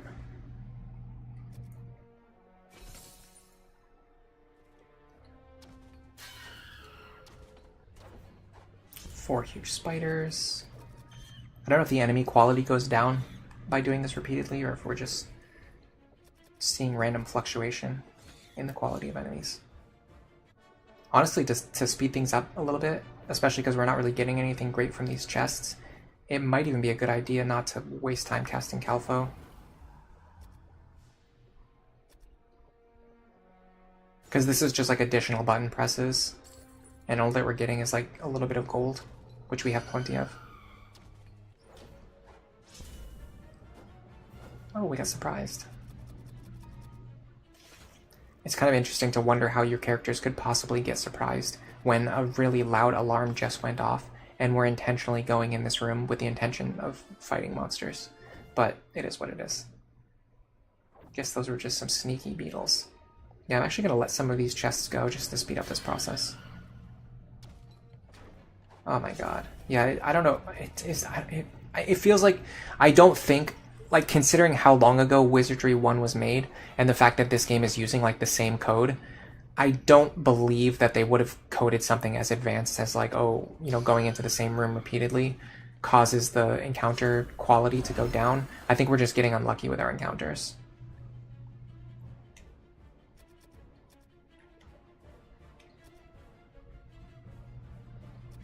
This is a double Mahalito moment, I think. Because this will increase our chances of getting them before they run away. Yeah, and with that we can get some good experience.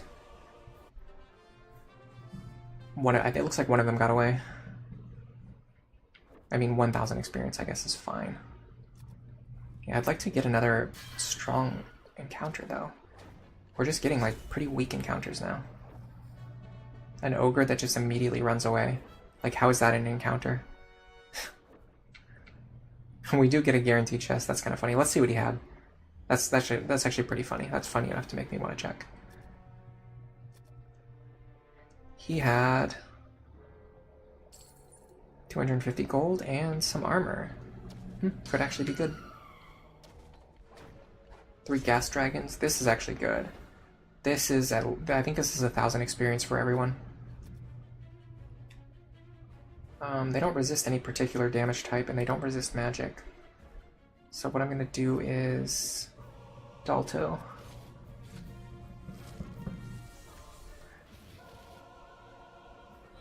Pretty good. Soften them up enough for the fighters to finish them off. Yeah, I got 1,000 each. That's pretty good. I don't remember if the contents of the chest are determined by the monsters or if it's just determined by the floor. Oh, interesting. Okay, so it actually was no trap.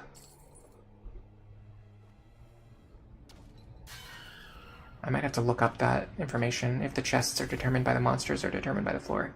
Okay, gargoyles are not really that dangerous.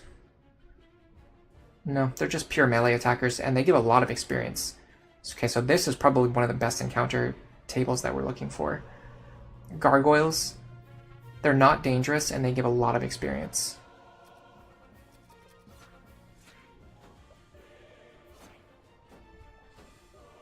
This should be more than 2,000 experience for every character in the group.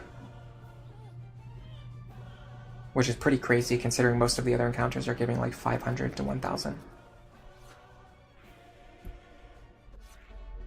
Even the ninjas, which I consider way more dangerous. Yeah, so this should be 2,400 per party member. I'll inspect this chest. Because I'm probably leaving after this one. Endless Maid is like very close. She is actually very close. Okay, so we'll do one more encounter then. We can probably do it in this direction. Well, never mind, that's probably not enough.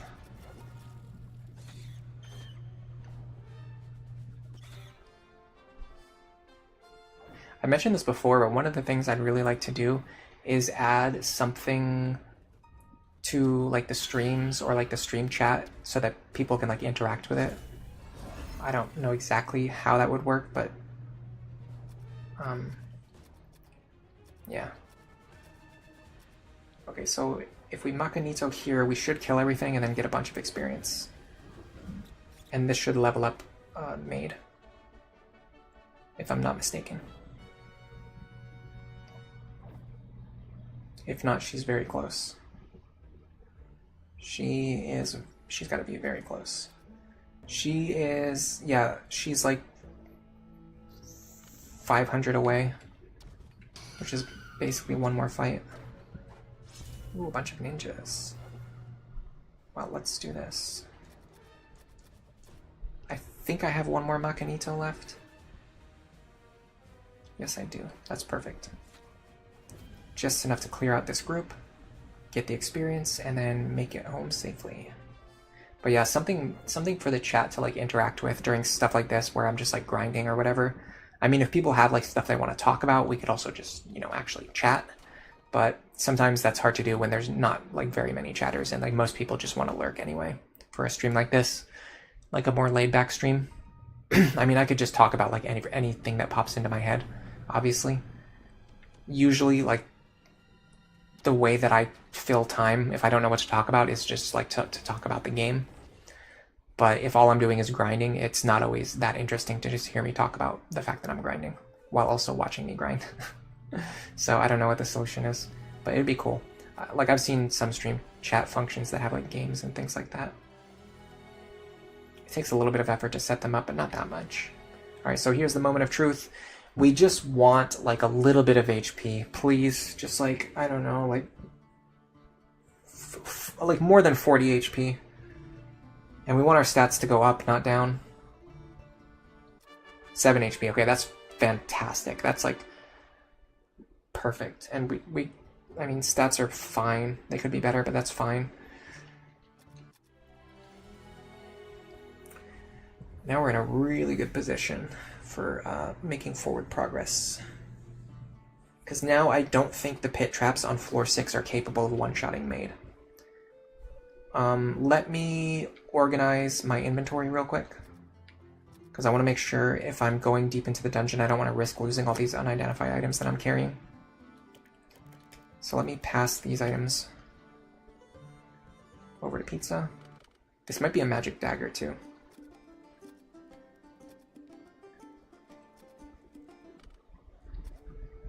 So I want to identify these items, and then I think I want to take a quick trip down to the 6th floor, try to gain some more information, learn some more like about the layout of the dungeon. And then after that, I'm not sure what I'll do.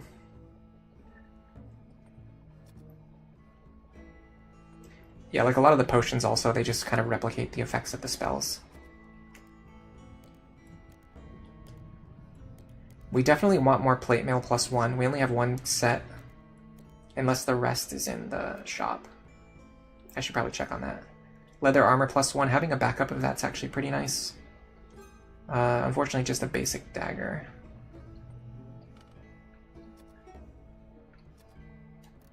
I will sell the leather armor, just so that it's in the shop, so there's no real chance of me losing it. I could also just let Reg hold it, but then I have to go through like the tedium of like taking him out of the party anytime I want to get it, and it's better to just do it this way. That way I can just buy it from the shop if I ever need to. And it gives me some gold right now to use in the short term if I need to. Like if we have characters die again and we need to revive them. Alright, let's see if there's anything we can buy here that we don't already have.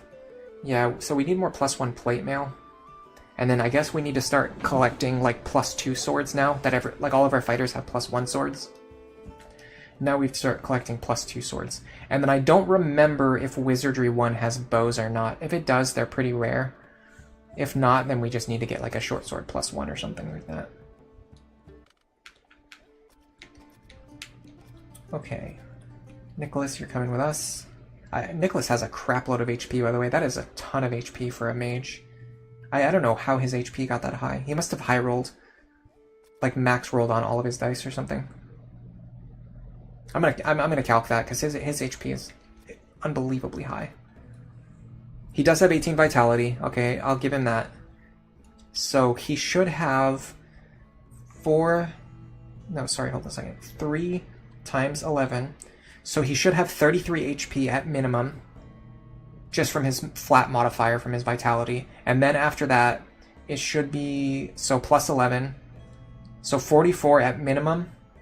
And then at maximum, it would instead be 33 plus 4 times 10. No, 4 times 11. So 77 at most. So 44 plus 77.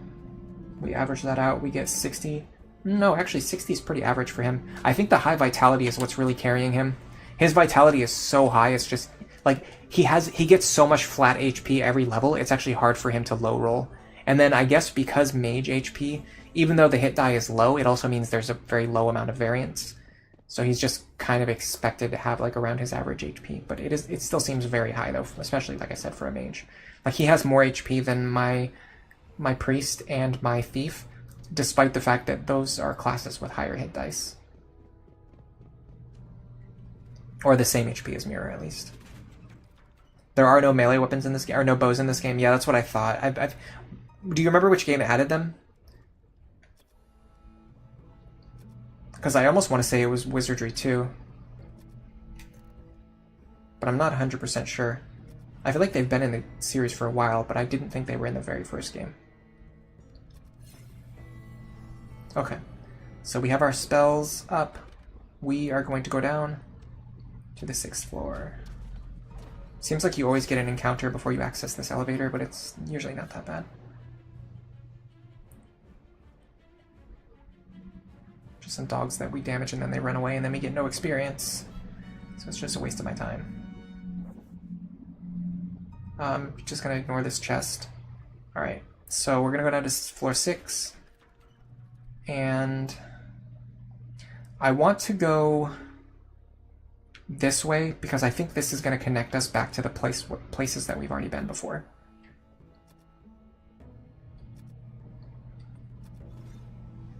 Yeah, so this is like really, see, like this is really close to the place that we've already been before.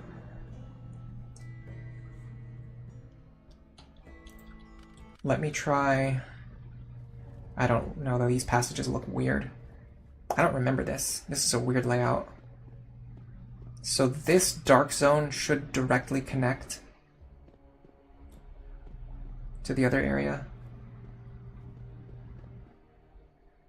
This connects right back to the elevator itself, which means this is like a bunch of one-way doors, or just small, like one-tile rooms.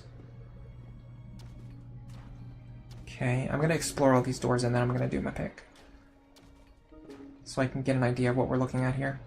Yeah, I think these are a bunch of one-way doors. Or not one-way doors, sorry, one-by-one rooms. Okay, so Nicholas, use your jeweled amulet. Yeah, that's what I thought, okay.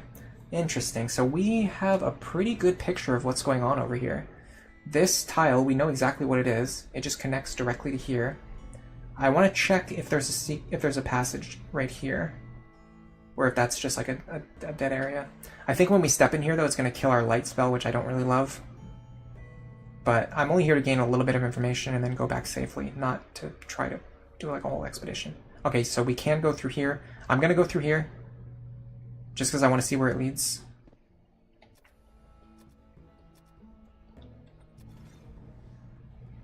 Straight.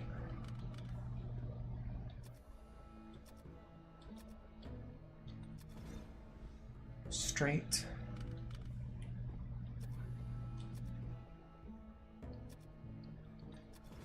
Straight. Like, this allows us to just essentially keep getting free Duma picks without needing to use any spell slots. So this Jeweled Amulet is incredible. Okay, this takes us over here, and yeah, it does kill our light. So we would have to cast light again.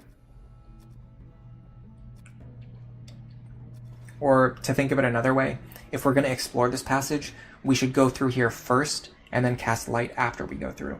Now this leads to a section that could be very large, and I don't have any information about, so I'm not going to risk going through here. Instead, what I'm going to do is go back to the other side, and then I'm going to refresh my light spell. Actually, no, I'm not even going to do that.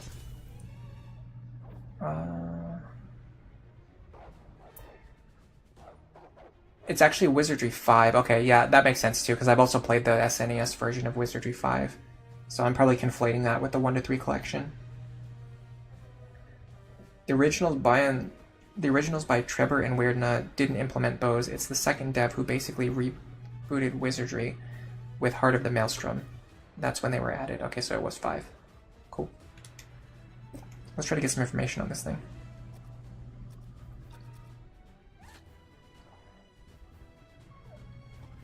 Nope, no information.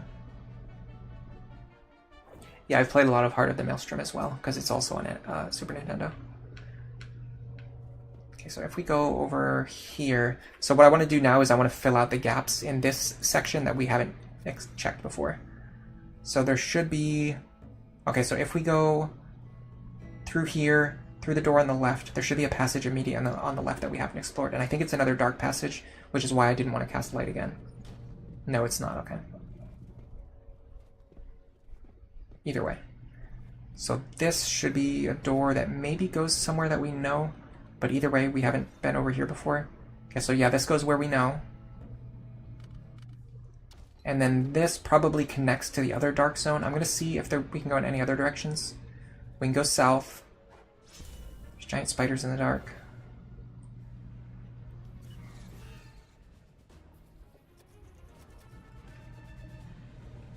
I'm actually going to cast a Letum Epic here, because the more information we have, the better. Perfect. Now we know their level, their resistances, and their traits. We know they're actually not very dangerous. The worst thing they can do is poison us, and we have like anti-poison measures at this point, so we're not really that scared. Poison is not like early on, if you get poisoned, like it's pretty much the character is essentially dead. Like you can pay, if you can get back to the temple safely, it's very expensive to cure the poisoning, and it's almost worth it to just make a new character rather than spend that gold. But at this point, like, it's so easy for us to cure poison, it doesn't really matter anymore.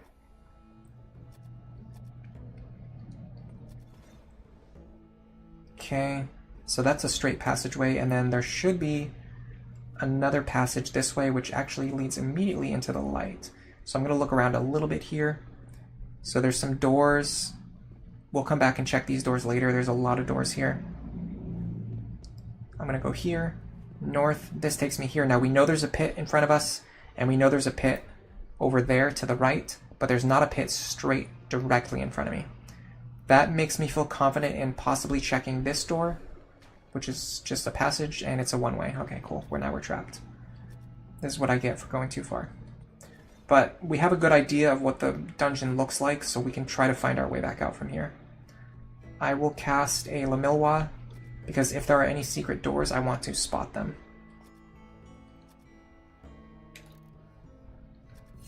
Yeah, if there's any secret doors here, I want to know where they are. Because those are going to be our safest way to get back to, like, out of here, probably.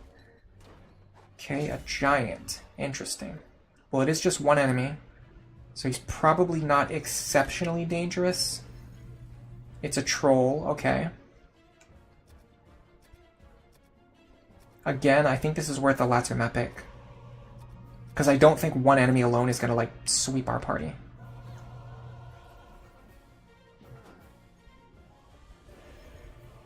He's level 6.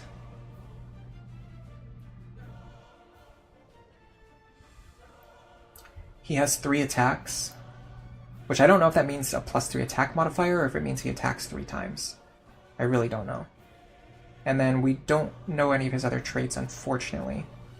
But he's almost dead, so I'm just going to use my remaining actions to inspect him. And we got nothing. It's fine. Yep, this is what happens, Pram. You take one step further than you should, and you're on the other side of a one-way door. This is an alarm, probably. I can disarm this, and if it goes off, I'll just fight whatever comes. Ooh, a sword and armor. This could be worth it. Looting that chest could actually be worth it. Because either one of those items could be an upgrade over our current gear. Okay, this is...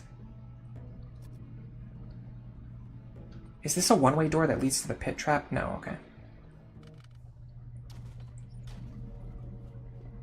But I think that's where we're going. Yeah, that's that ahead right there, that's a one-way door that leads to the pit trap. Okay, we need to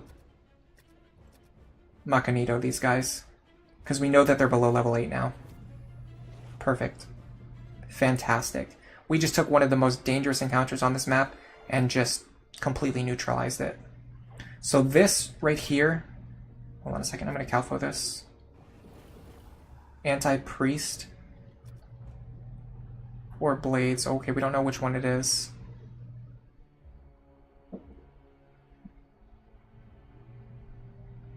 I'm just going to leave it alone. Because I think Anti-Priest spells are pretty problematic. Okay, so this should be a one-way door that leads over to the pit. Or not a one-way door, but a secret door that leads over to the pit. Yeah, so if we want to get back out, if we're willing to jump into a pit, we can go through here. I'm not willing to jump into a pit, so what I'm going to do instead is go through this door, which is 2 strange animals. What the heck are these? Komodo dragons, maybe? Gaze hounds. I'm a little worried about what these things can do. I'm going to Latum Epic them, but I'm going to have my other characters double cast AoE. Just so they don't survive long enough to do anything too dangerous. And if I fail to identify them, then so be it.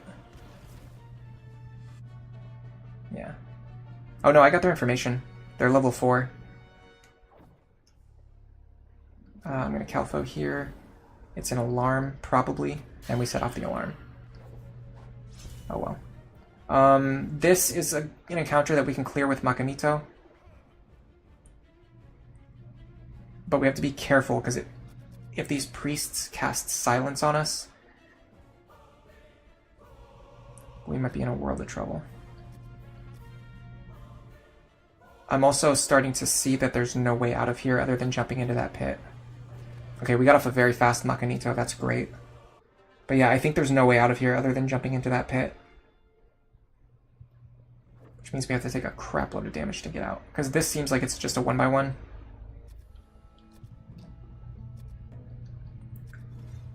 Yeah, this is a 1x1. Okay, we have to jump into the pit. It is what it is.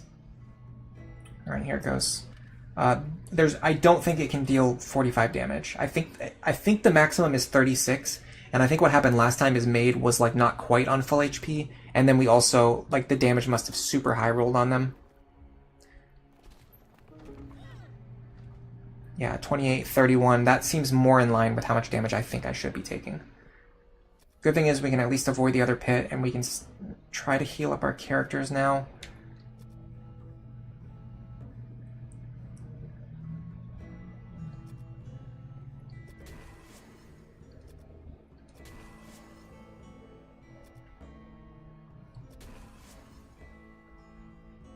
How many Dialmas do I have left? A couple.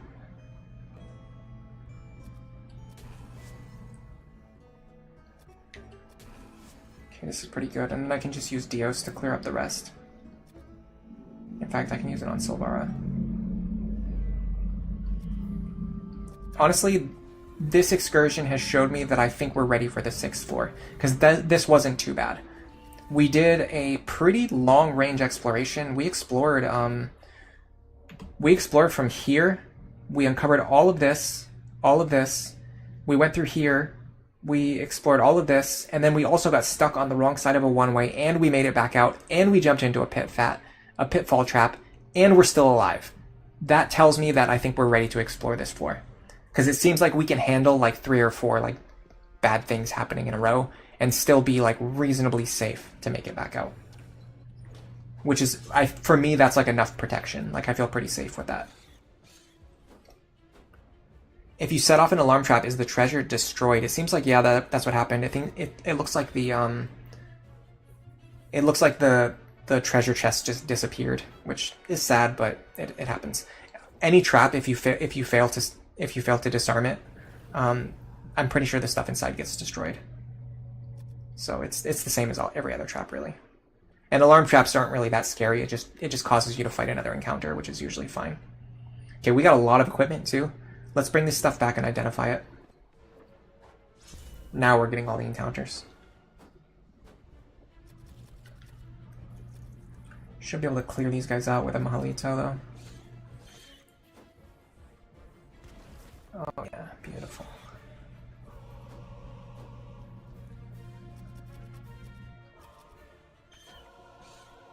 Leap of faith time.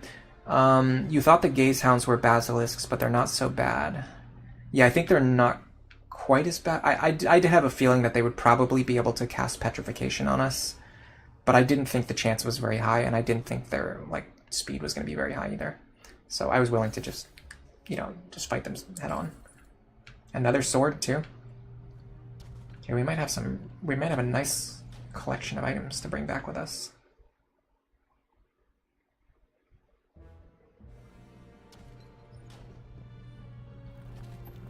I'm so amused by the fact that Mavtato has died like 4 times now.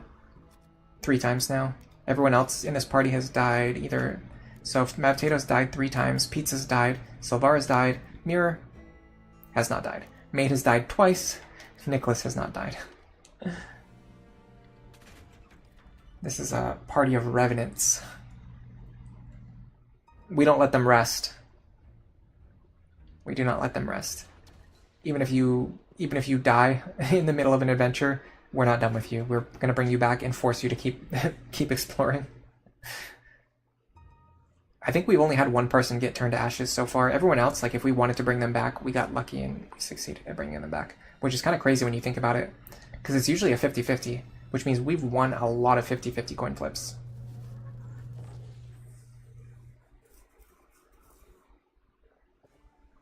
Like 1, 2, 3, 4, 5, 6, 7. We won at least 7 coin flips in a row to keep all of these characters alive. Yeah, I think we've had 1 person who died, like permanently. All right, let's rest everyone up.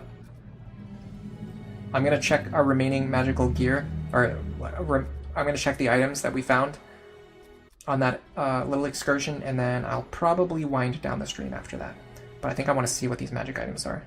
I'm not going to leave you guys hanging on that point, considering all the work that we've done to get them. What I think I'll do is trade Nicholas's items over, and then I can just replace Nicholas with Reg.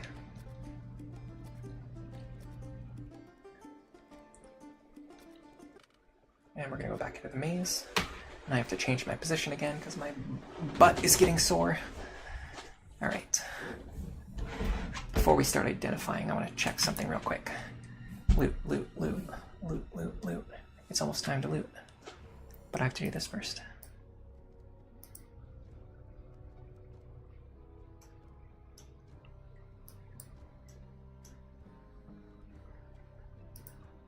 Alright.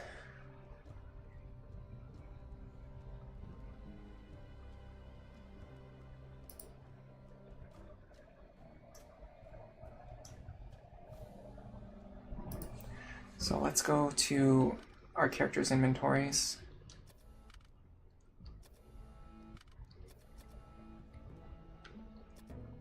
And we're going to start giving all of our items to Reg.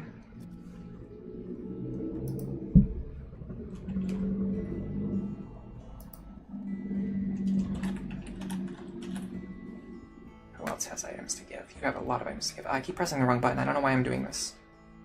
I've just been playing the game for like 4 hours straight, and now I can't press the right buttons. That's crazy. It's like I handed the controller to a different person or something. Okay, we've got 1, 2, 3, 4, 5, 6 items to identify. These armor sets could be really good. This actually looks like plate mail, so this could be really good.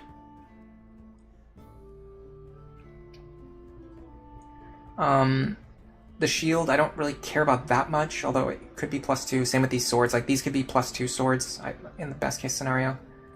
Chainmail +2, that could be really good. Large shield, that's junk to sell. Regular long sword.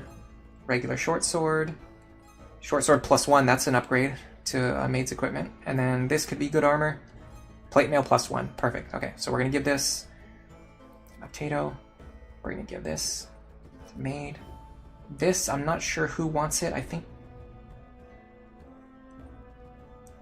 I'll give it to Mirror first, but I'm not sure if it's better than what they already have. It's actually the same as what they already have. I think, I've talked about this before, but I think Chainmail is, it doesn't really fit into the meta, because it just gives the same bonus. Like a +1 Chainmail gives the same armor as a regular breastplate, and a +2 chainmail gives the same armor as a +1 breastplate. But every character who can equip chainmail can also equip a breastplate.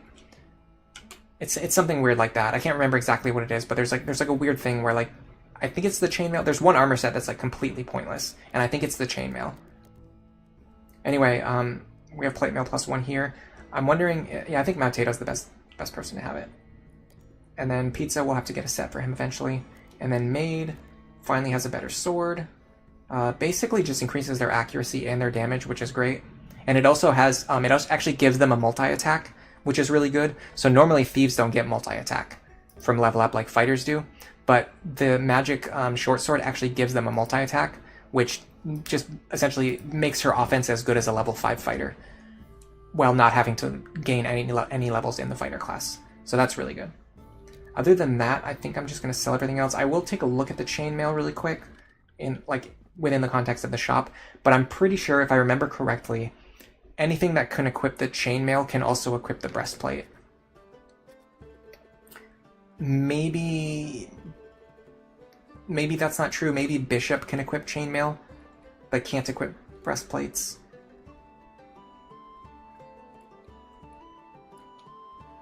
You know what I can do? Actually give it back to Reg.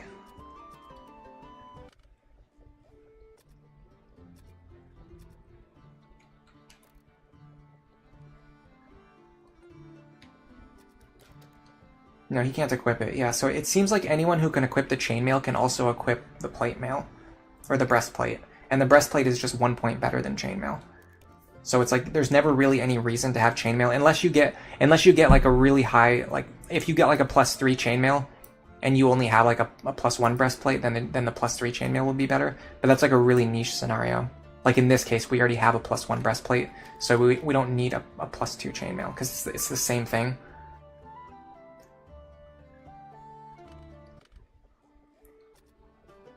I'm gonna sell it. If I need it later, I'll just buy it back. But I don't think I'm gonna need it. And that's another thing for like maybe like Pram or like anyone else who's lurking who hasn't actually played the games before. The shop actually keeps all of the items that you sell, so you essentially just use it as like an item storage. Like whenever you sell anything here, you can just come back and buy it later if you need it. I think... So there is one magic item that we're missing. And I think either Abaddon or probably James has it. Yeah, he has the Rod of Flames. Okay, this is what you asked about earlier, so I'll highlight it. So this is a good example of an item. The Rod of Flames can be used to cast Mahalito. The problem is it has a 10% chance of breaking every time you use it, and while it's equipped, you actually have resistance against fire damage, so it's better to just keep it equipped all the time and then just never use it. He's also holding a helmet and a sword that we kind of might want. Like, that could be a good helmet. It could be a +1 helmet or something. Abaddon's not holding anything important. So we do want to bring James back at some point in the future. Maybe we'll do that at the start of the next stream. I'm not sure. Yeah, the merchants keep all the items. Prem, it turns out the ultimate armor is chainmail +20. If we could get that, it would be nice, but I think there's a limit. I think everything caps at like the same thing. Like whatever like the highest plus is, that's like basically the same on all items. And it's pretty low too. I think it's only like +3 or something. It might even be lower. I think it might even be just be +2. Because this is Wizardry 1, so they just didn't really have like higher scaling in mind. Anyway, that was really fun. We got, good parties back. We rebuilt a new party. We kind of have some things set up for the next stream, which I think is going to be really fun. Like, we can start exploring the 6th floor. We can go recover the other fallen party members, get back the magic items they were holding, possibly revive them. But other than that, it's actually getting pretty late for me. It's almost 9:30, so I should probably go get something to eat and try to not stay up all night, because even though I can stay up all night tonight if I want to, I'm not going to be able to do that on most of the other nights this week, so I need to, try to keep my sleep schedule relatively consistent. But thanks to everyone who came for chatting. If you like the stream, even if you're just lurking, thanks for being here. But for now, enjoy the rest of your day.